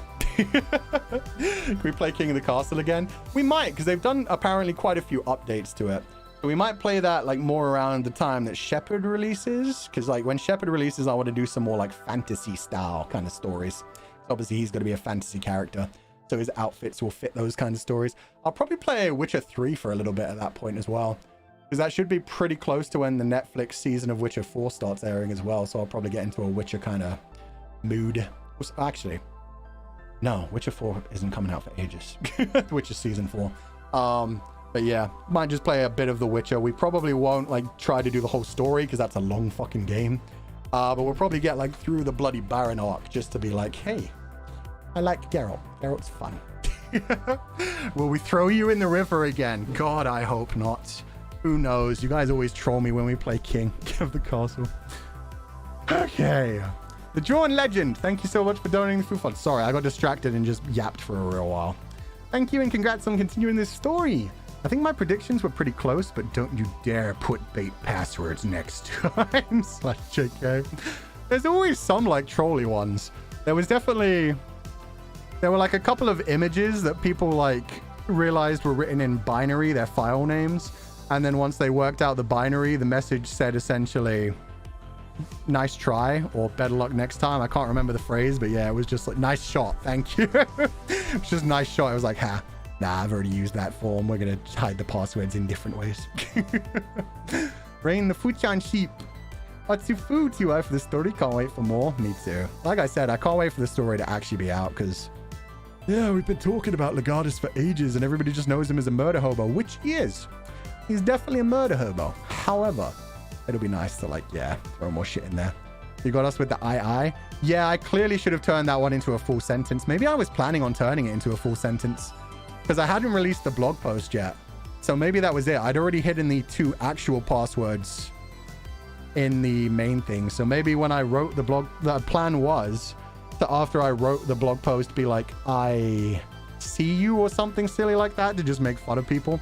But definitely the idea was like, hey, you're using your eyes. I did not make that clear enough. Could just be Legatus' eyes. Yeah. Apple Fu, your descriptions really paint a picture in my head. I'm really amazed how anime Solace's chapter was and the reveal in the main chapter. What a twist. Thank you. Yeah, I made Sunny's as anime as possible because I knew his voice acting would fucking kill it. And it did. And yeah, just making him a badass swordsman. Perfect. Perfect for Sunny. So happy I got the password and did nothing to prep for it. He tricked us with the eye. Hell yeah. Maybe a murder hobo, but he is a complex murder hobo. Yes, he has a reason to be as psychotic and fucked up as he is. He does not trust people. He does not believe anybody likes him. He constantly thinks everybody's out to kill him. It's an interesting character. Thank you for the Irish NPCs this time. Thank you for the crumbs. No problem. I wonder... No, because we've got a different voice for Yukimasa nowadays, and I doubt he'll even show up in the prequel. Wonder who has his laser katana now? I'm sure they just took it in. It's just a basic laser katana you could get anyway. It's like a classic one. Actually, yeah, I mean, the whole, like, netjack disguise... laser katana disguised as a netjack thing was actually a joke about the fact that... They never told me what my netjack was supposed to be when they gave me the Legatus character design. So, I mean, I created stories based off of everything the model had on it. Like the justice symbol, the Legardi wolf, the cyborg justice thing, all of that. All of the different, like, parts, the neck and the cyborg parts. They all had, like, reasons for existing. The netjack, they never explained to me what it was supposed to be. And so I was like, okay, I'm pretty sure it's supposed to be a laser katana, but I don't want to go Star Wars. So I'm going to make it like a different thing with nanobots.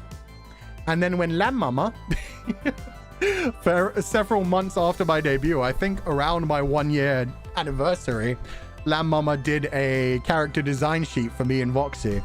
And so when I got the character design sheet, it actually had that the netjack was in fact a laser sword. It was always supposed to be a laser sword, just like it looked like. It was just supposed to be like you turn it on and a lightsaber beam comes out.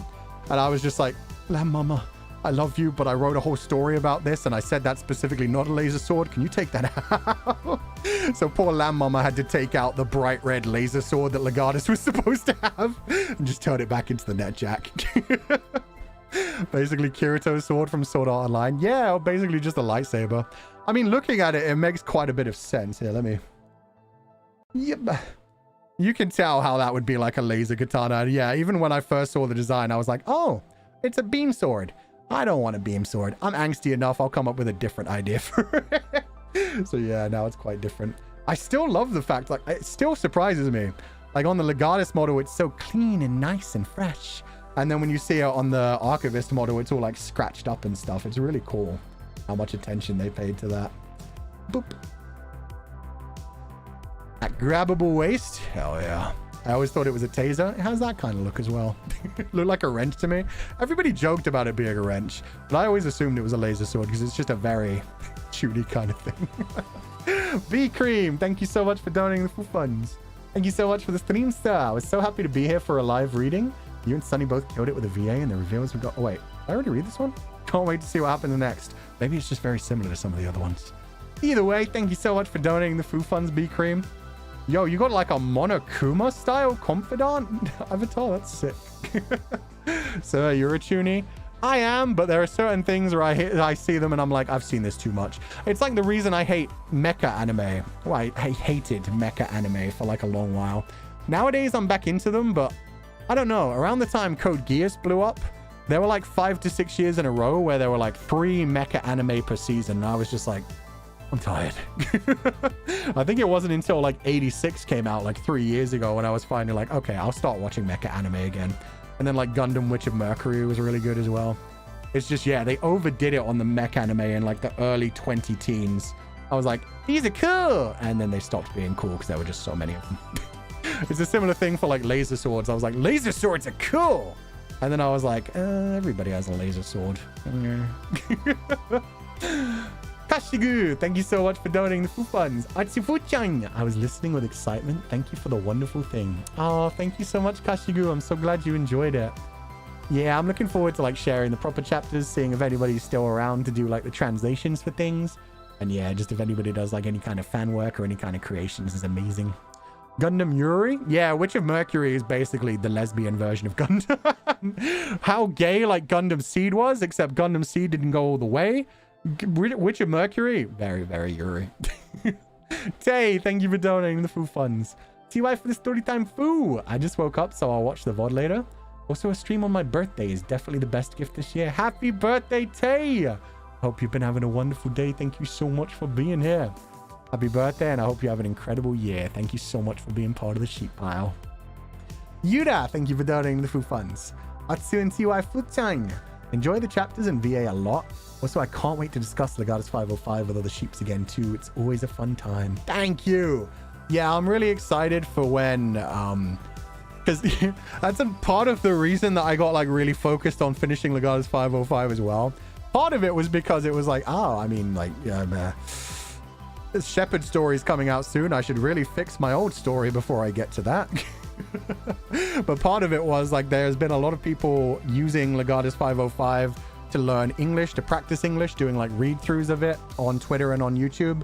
And a bunch of people doing like Japanese translations and doing like read-throughs in the Japanese version to learn Japanese and teach other people Japanese. So yeah, it's just like they are pretty much caught up now. I think they're at the point where they've read pretty much everything they can. So at least they're going to have some new content so they can do like one more of those streams. But thank you for donating the Foo funds.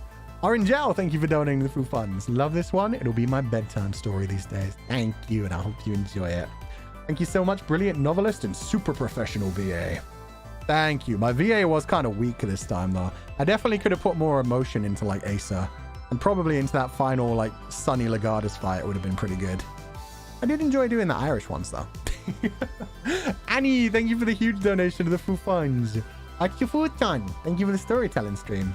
I just put my phone next to my ear and slept for a while. I got promoted recently while you were away. Yo, congratulations! Just want to share my happiness with you. Take care and bye, you.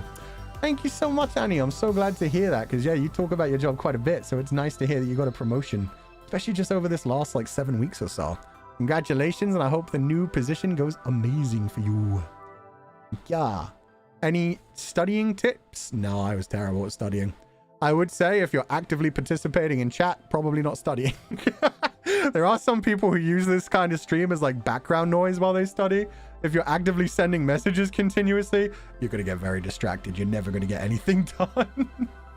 The Witch of Mercury main ship dethroned Castiel off of Tumblr's popular ships. That's crazy. I sometimes forget Tumblr still exists. But even then, Jesus. Good for them. Good for them. It's nice to see Yuri winning a bunch recently. There's been a couple of Yuri things like the Farciel thing as well, where it's like Farlin and Marciel from Dungeon Meshi. I see that so much, and it's so freaking good. They are such a cute couple together. And the fact that she kind of ships herself with Laios occasionally as well. I still see it more as like a Farciel kind of thing. It's great. Farciel based. It's so fucking good. But yeah. It's funny because it feels like yaoi was the hugest thing for ages and everybody was like, yay, yaoi, boys love. And now finally we're getting some girls love ships as well that are being like as respected as much. Yuri dethroned Castiel on Tumble. Destiel, which is even better. That is kind of crazy. Although to be fair, I didn't even know Destiel was as big as like, I don't even know the ship name, but Moriarty and Sherlock from the BBC version of the show. Or even like Hannibal and what's his face. All of those ones. Any recommendations for GL books? I just bought one that just got licensed in English called Eldest Princess? Female?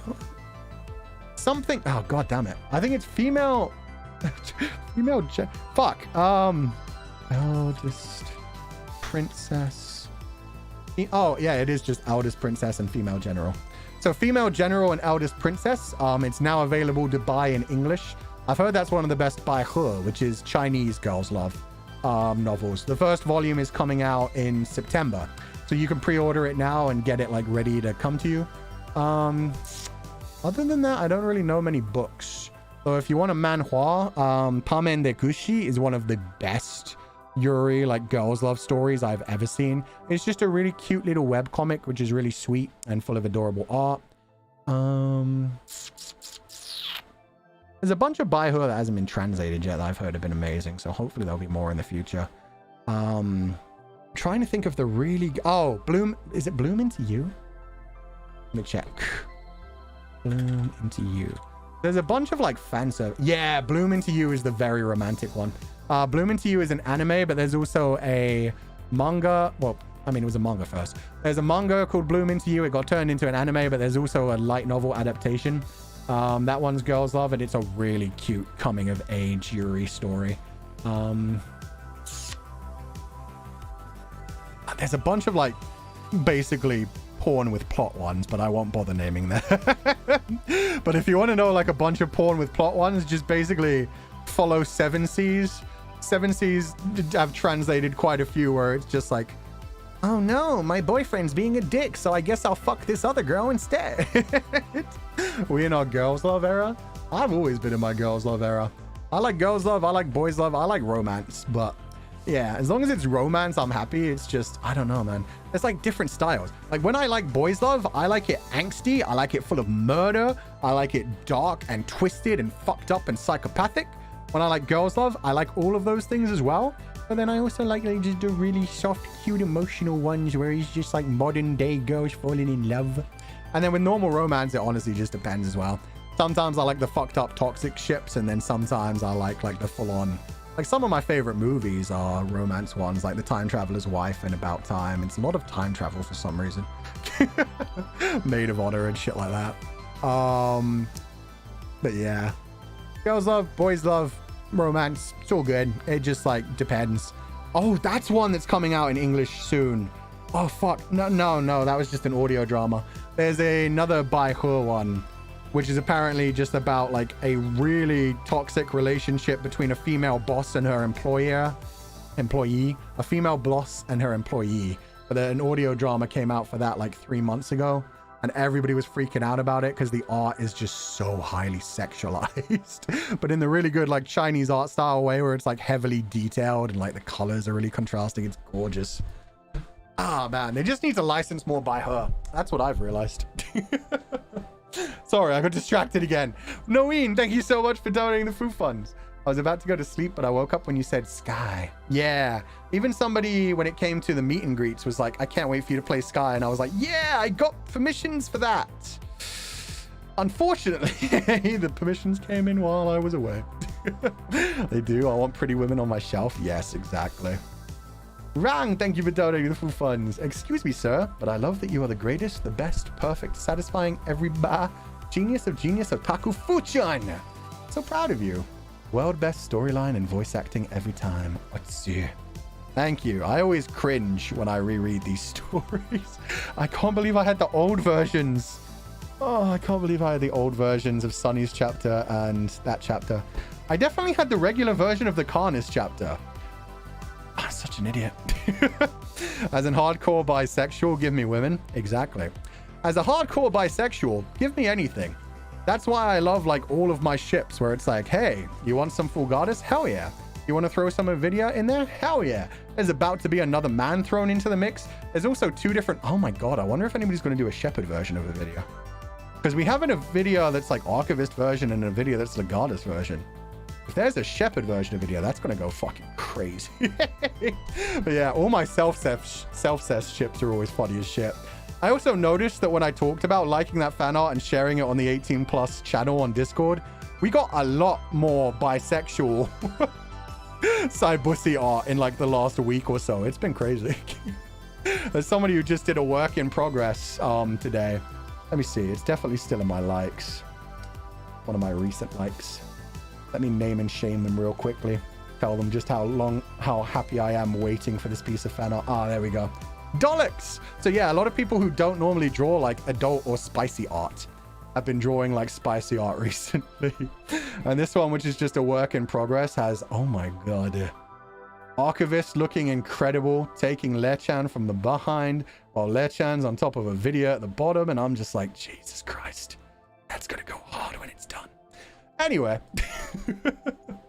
Air Fried Octopus, thank you so much for donating the food funds. Hatsufu, QI for the 505 reading stream. Today's chapter is so intense, I'll definitely go catch up the chapters that I haven't finished. Also, shout out to Sunny's VA, he's such a pro VA. Yeah, he is. Sunny always does an incredible job. That's why just as soon as I knew I was writing a Sunny's chapter, I was like, okay, I'm giving him a laser katana. I'm giving him explosives. I'm going to have him kick ass and just be like super tuny the whole way through. It's great. Jules, thank you for donating the full funds. Atsufutan, thank you for the food. Thank you for the amazing stream. Every Legatus 505 chapter never fails to blow me away. Really excited to see where the story goes in the future. Thank you. I'm really excited to see how people feel about the ending. Because a lot of people were already theorizing about the ending just because of like me saying we're locked into like the bad route. Where they're like, oh no, he's gonna die or it's gonna be super depressing. We'll see. We'll see what happens. Not safe for work fan art is the only reason I have Twitter. I have to make a Poi Piku account, man. I can't believe they made it so that you have to be logged in before you even put the passwords in. That's bullshit. Yeah, I finally have to make a Poi Piku account.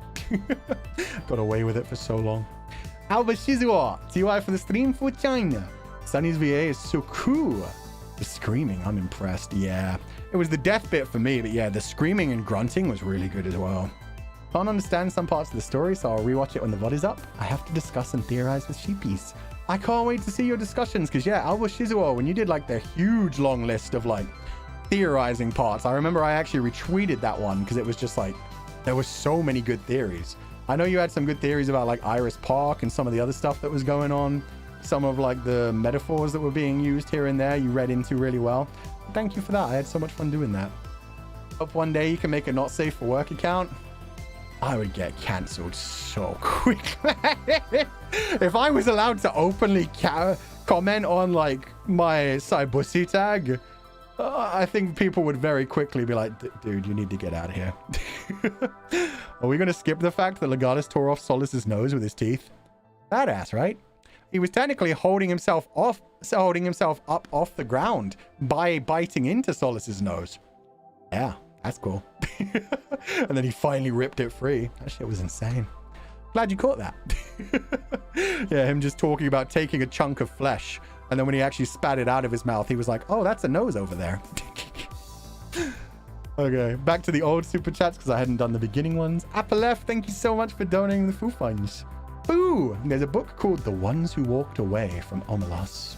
That's the kind of feel to it that their utopia isn't really what it seemed to be. That book is darker. More child abuse. Love your story, though. More child abuse than what just happened to Asa?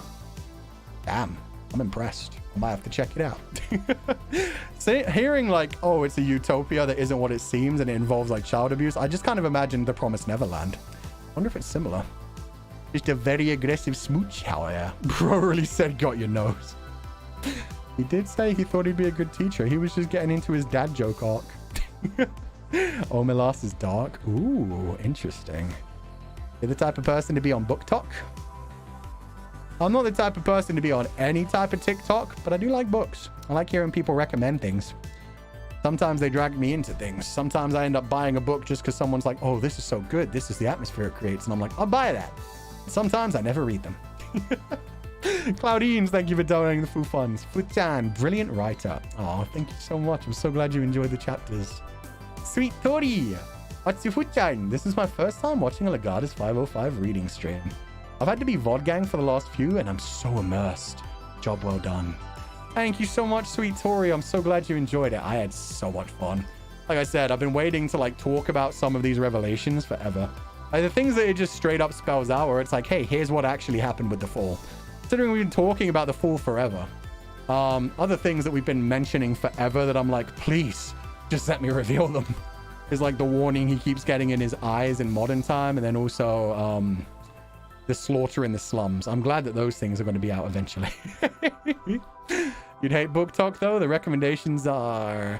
I have heard that. I've heard it's a bunch of people that will like cancel you for liking the more adult kind of stuff and will be like, oh, this one has a toxic ship. Don't read that. Or, oh, this character gets abused in this one. It shouldn't ever have been released. And I'm like, no. No. Stan, thank you for donating the food funds. I love Legatus 505. Thank you for your hard work, Food-chan. Stan, thank you so much. And thank you for all the beautiful fan art you always do. Thank you so much for being here. I hope you enjoyed the stream, and I hope you have a wonderful rest of your day. Not really. The book recommendations are just BS. The only one that I know Book Talk like specifically blew up was like the Song of Achilles. I still hear like mixed things on those ones. Sometimes I hear people saying, oh no, the Song of Achilles is really good, you should read it. And then I hear a lot of people saying, oh, it's just overly hyped, it's kind of crap. So yeah, I have no idea. But that's all. Thank you for donating the food funds. Archuba! My chest is still aching from the revelations. I got strong pangs with every, I was literally built for this. And stepped into Ace's dawning horror. Yay. Lichan's brattiness, though, was a different pang. Yeah, it's hard to get into the right headspace to write Legatus. Because basically you write, like, a paragraph or two of, like, super angsty, chuny stuff, and then you make fun of the super angsty, chuny stuff. It's a weird spot to be in. He's kind of like a mixture of a neo-noir kind of hero and like a cyberpunk dystopian character. It's interesting. But yeah, the fact that I was literally built for this twice in one chapter surprised me. I was like, oh shit, probably should have taken out one of those. Once a chapter is more than enough. The story of Patroclus in Hades game is the canon ending in my head. I love those two in that game. It's really nice. It's a really pretty read. Don't overhype it, but don't dismiss it. Basically that. Got you. So it's like a good story. It's just people keep talking about it like it's the second coming of Christ. That happens with a lot of things, to be fair. I watched that movie Civil War a couple days ago. Congratulations on spamming random shit. You are now permanently banned on my channel. Goodbye. Anyway. What else was there? What was I saying? Oh, Civil War. Yeah, I watched that movie Civil War, and everybody was talking about how like A24 is so amazing, and like it was the best movie they'd seen in years, and I was like, pretty good. It was pretty good. Civil War like novel. No, it's a new A24 film. I think it was directed. Was it directed by Denny? No, Denny Villeneuve just did Dune Part 2. I forget who it was directed by, but it's a really good director. Civil War 2024 film. He's basically retired after this now. Oh, Alex Garland. Yeah, he basically said he's done making movies just because of the reactions he got from making that one. Like, he was freaking amazing. Like, some of my favorite movies come from Alex Garland. Ex Machina, Annihilation, 28 Days Later, Sunshine. God, that Dread. Dread was actually a huge inspiration for Lagard's 505, which is probably pretty obvious. And Never Let Me Go. Oh my god, Never Let Me Go was such a good, like, sad romance as well. Damn, Alex Garland did so many fucking amazing films, and now he's just apparently done. You doing a Miyazaki? Maybe. Maybe. Loved Annihilation. Annihilation was incredible. The novel was really good as well, because the novel, like, they just write it. Every scientist is just, like, named after their specialty. It's great. It's so good. But yeah, Annihilation, the movie, was really good. I'm not super happy with the way it ended. Actually, no, I like the ending. What I don't like is the final, like, 10 minutes before the ending. It got a little... It felt like they were making a music video, which I get what they were doing with, like, the imagery and the stuff like that, but I was like... yeah, it kind of takes away from the story a little bit. Leela C8, A2C8. Incredible writing, Fulgur. I got shivers during each chapters. They're so enticing to listen to. Your voice acting and the BGM transitions really helped the world come alive. I can't wait for more. TY. Thank you so much. I'm going to try to make, like, the Shepherd story read-throughs a bit more... How to say? A bit more immersive. I've already talked about the fact that, like, there are going to be character sprites, and I'm going to try and make it look... like a visual novel, essentially. So there are going to be, like, character sprites on the scene for, like, when people are talking, and there are going to be, like, custom backgrounds. But I'm also, we're going to have, like, a lot of music for the Shepherd story. So I'm going to, like, know exactly which kind of emotions each music represents and be able to switch between them a little bit better. We'll see what happens, but hopefully that'll be just, like, a bit of a better read-through. I might even add some sound effects to that one. It won't be, like, full voice drama style. But yeah, I might just add, like... Because we already have things like raining sounds and fire sound and stuff like that, but I might just, like, get a quick, like, small library of things like explosions and magic sound effects and creaky doors and birds and stuff like that, just so that I can make it a bit more immersive while we read through that one. Basically, I just want to make the Shepherd story a much bigger part of the channel. Hopefully, Legatus 505 will be a big part of the channel for the next few months as well, if I keep writing, like, a chapter per month or so. Good. Dollux, I had to translate that text, but yeah. Thank you for the beautiful artwork. Okay. Thank you for donating the food funds. This is the final old one. Wink. Oh, is that because when I walked away, Legatus was frozen on screen with a winky face? I'm glad you enjoyed that. Thank you. But if it's a visual novel, do we get a harem route? Wait to see the character designs until you decide if you want a harem route. I will say I very much like the character designs. The artist working on them is fucking incredible. But yeah, no, wait to see that someday. I would like a harem route. I hope everybody will have like their own favorite characters. Like I said, in this one, there are going to be 5 side characters on top of the shepherd that are like main characters. They're all main characters, so they're all going to be well fleshed out. They're all going to be in every chapter. So I'm hoping people will actually like the characters, but we'll see. Maybe people will hate them and be like, no, I don't want to deal with any of them. Or maybe people will love them and be like, fuck Shepherd, I want to hear more about this one. Manifesting a yaoi dragon? Dude. Natsumiko, thank you so much for donating the food funds.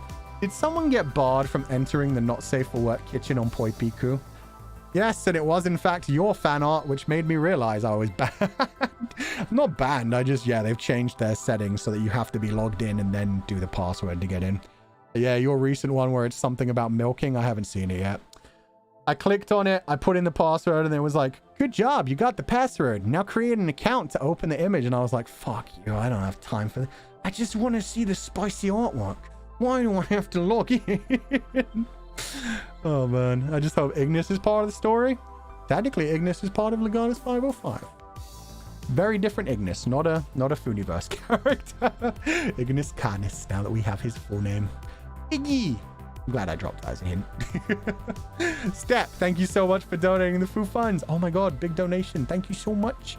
I hope you enjoyed the stream today. I hope you have a wonderful evening. Thank you for being here. That just reminded me, since Step donated in Hong Kong dollars. Yes, my meet and greet at Hong Kong sold out pretty damn quickly. I was surprised because I don't think the main stage stuff have sold out yet for both me and Ukiki. But thank you to anybody who bought like a meet and greet tickets at the Hong Kong Culture Polygon Anime Comics Games special. I think I said this on a membership stream. In fact, I pretty much said on the membership stream exactly what it's going to be. But during that event, I'm not sure whether it's going to be during the morning panel or the afternoon. There's 2 panels at 2 different times, separated by the meet and greets in the middle. During one of the panels, I'm going to have like an exclusive like glimpse ahead at something that's going to not come out on the channel for a couple of months. But yeah, I'm going to have like something ready to like share with people at that event. It's not a model. It's not things super special. It's just people aren't going to be allowed to record there, but people are going to be allowed to talk about it. And yeah, if you do show up to that event, you're going to be able to experience something that I won't have like actually up on the channel for a few months. I hope you guys will enjoy it. Very difficult for the platform to load. I'm sorry. I just hope, I know a couple of people that wanted tickets didn't get them. I'm very sorry, but I saw a lot of people that did want to did, so I'm happy with that at least. Cloudines, thank you for donating the full funds here. Fuchang, I already drank all the Yang Nai. I hope you can forgive me. That's okay. I have my own Yang Nai. I always have a supply in my hands. And fuck. Damn it. I forgot I made myself bigger on this now. I can't just show the damn background anymore. Where am I? I'm here. There you go. We have some Yang Nai in the fridge too. And some Lon Lon milk. And some special reserve Lon Lon milk from Majora's Mask. When will VTubers step foot into the UK? Whenever they damn well invite me, god damn it. I go to any convention they invite me to, so it's just a question. The red square is still there? Which red square? Red square. Where red square? Oh my god, what the fuck? I didn't even notice that. Oh my. Yeah, I had to, when I reloaded up this thing yesterday to like set everything up, I realized that I still have this. It looks a bit different when it's not the archivist. But I still have the filter saved, so I can turn that on whenever I want to get naked again. But yeah, it just kind of takes off some of the reds of Legatus. Oh, it kills his mouth too. Yeah.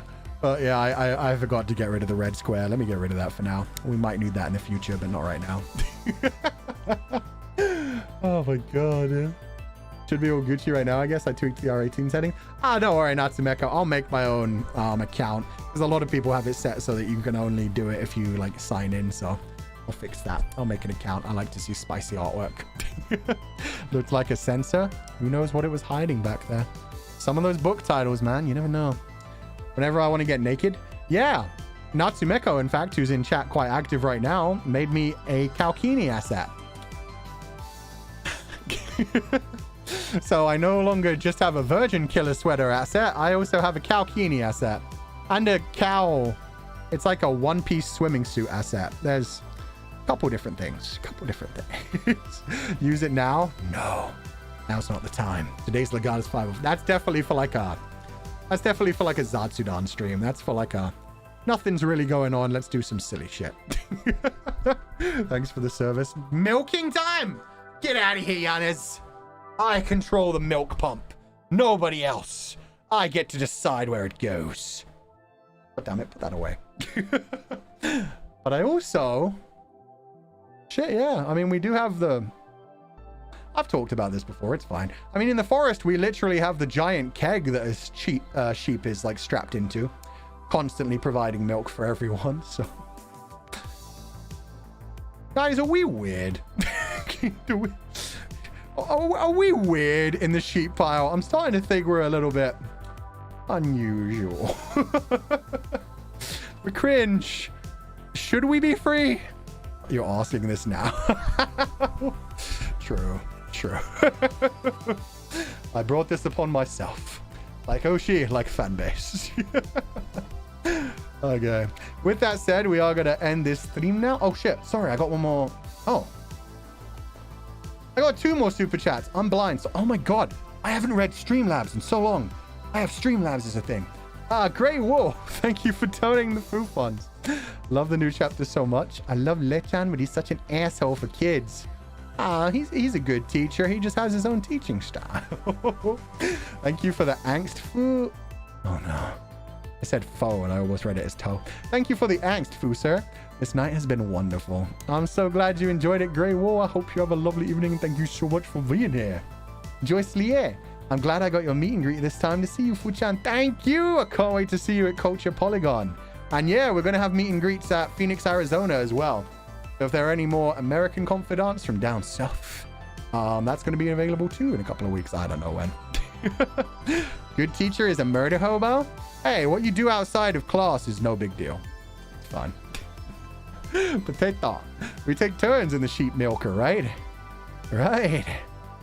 Sure. That sounds good. It's not just one sheep who gets strapped down all the time. Sure, we'll make it different times. Rain the Futan sheep. Thank you for donating the food funds. Sheep kini for Archan made from our wool necks, please. It does not look woolly, that's true. Well, it wouldn't be a sheep kini. If it was made of wool, surely it would be like a sheep kini. What did you say? Wait. Did I just blank? It does say sheep kini. My mind just corrected it to cow kini. Sheep kini made of wool would be kind of funny. Would not be a good balance of things, though. Would keep you warm around your chest and your crotch, and then not warm anywhere else. It's a weird balance. Definitely a weird balance. Bum, bum. Oh. Fuck, I can't even get into Streamlabs today. Okay, we'll start reading Streamlabs again properly from next time. I need to do the full login thing. Normally it saves my password and stuff, and all this time I'm going to need to remember those details. Yanis, thank you for donating the food funds again. Love this stream. Thank you for the fun story time. No problem. I loved being here. Like I said, I love sharing some of the revelations. I can't wait to see what people think about it afterwards. And Luthier, Kalkini funds we need for Sheppy too. I'm not sure if he'd be able to wear it, actually. I can't remember. We'll see. We'll see. Spoilers, I drew a sheep kini. Oh, Jesus Christ. God works hard, but Natsumeko works hard. How far behind are you in Streamlabs, sir? Well, I read all the offline ones, but just not on stream. Up until like a week ago. So I think there's only been 2 streams since then. One of them was a membership stream. I just kind of forgot Streamlabs existed until I just realized today. I was like, okay, we're done with donations. Then I was like, wait, there were other donations.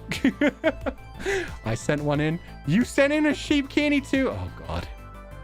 No. Oh, my God. Asami, thank you so much for donating the food funds. Puchan Atsu. Love Legatus 505. Thank you very much. No problem. I'm so glad you enjoyed it. Okay. See what happens. No, I sent in a Streamlabs. Oh, okay. That makes more sense. Beach episode coming in soon. I mean, that was our last month's wallpaper as well, was the beach episode. I say last month's. God, that was only like a week or a bit ago. Okay. You are officially timed out for 24 hours. Please read chat rules. Vicky, you've been very active today, but you've also been very distracting, and you clearly have not read any of the chat rules for the channel or in general. So please read chat rules for streamers in general, and then read my chat rules. There's about 13 of them in the description for every video, and then hopefully we'll see you next time. Lo-Fi, thank you for donating the Foo Funds. Seahorse and Kalkini. Oh, God. That's terrifying. That shit needs to be banned out of your mind. No kink shaming, but just I don't want to see that. God damn it. With that said, we're going to end the stream today. I wonder if I can raid anyone. I wonder if any of the new kids are streaming. I need to raid the new kids ASAP. Also, I hope you guys liked the debuts for the new kids. I told you Rara was going to be our girl. Rara, we had a long talk about Dan May. We had a long talk about Boys Love. We talked about a bunch of other stuff. Twisty, we've talked so much about like cursed media, really fucked up movies and stuff. Really, yeah, messed up like torture-y kind of stuff. She's fun. She's on me and Ike's level. I was talking to Twisty about like some of the most fucked up things I've ever seen, and Twisty was like, yeah, I watched those. Here's a bunch of other ones you've never heard of, and I was like, holy fuck. So that was interesting. Rara's amazing. Mama, I don't know much about yet, but he seems like a nice boy. I've heard his debut was amazing. I haven't seen them all yet, so I will be watching Mama's debut before I actually speak to him. I needed time. I heard his debut was incredible, and there was like lots of good animations and stuffs. He talks a lot. Hell yeah. What is he? Is he a Ronin or a Ronin? Okay. But yeah, the Ronin who needs to be paid. He's cute. Will Rara be included in the BL Zatsudan? Yeah, if we do manage to get a BL Zatsudan together finally, that's one of the main reasons I was suddenly like, oh, we really need to do that again. Because yeah, I met Rara, and Rara was like, yeah, Rara's power level was pretty fucking high. Okay, we're actually going to raid into Albin's stream, because Albin's still doing his birthday stream. I thought he would have ended ages ago, but that's awesome.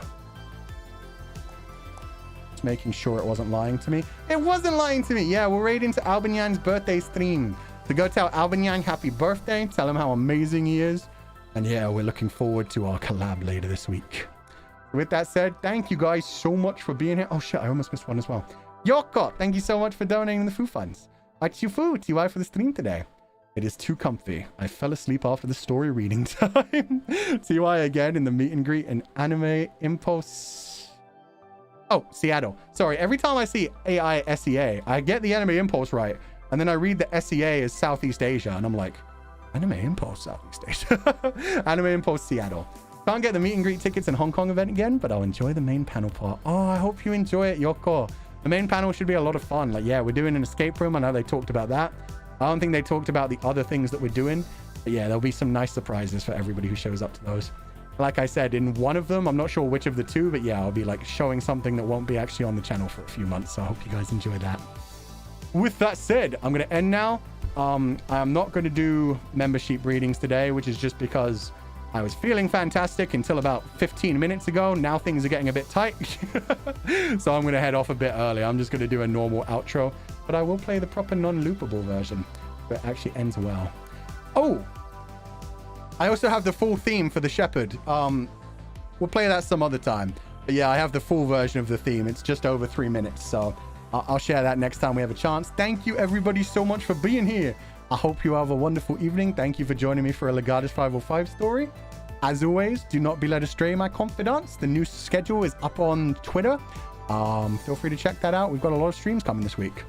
As always, do not be led astray, my confidants, and I will catch you guys next time.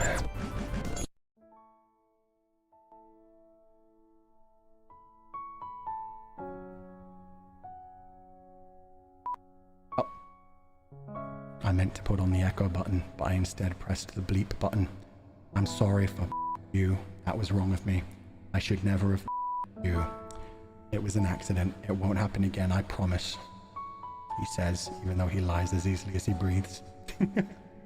But yeah, we've got a lot of streams coming up this week, so I hope you guys enjoy them. Have a wonderful time. Thank you guys so much for being here today.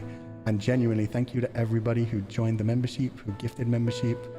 Sorry I can't read them out today. There may be a couple things like this happening over the next few weeks where I'm just like, I'm feeling good. And then suddenly I'm not, and I don't want to risk it, so I end early. But everybody have a lovely evening. Do not be led astray, my confidants. And as always, I will catch you guys next time.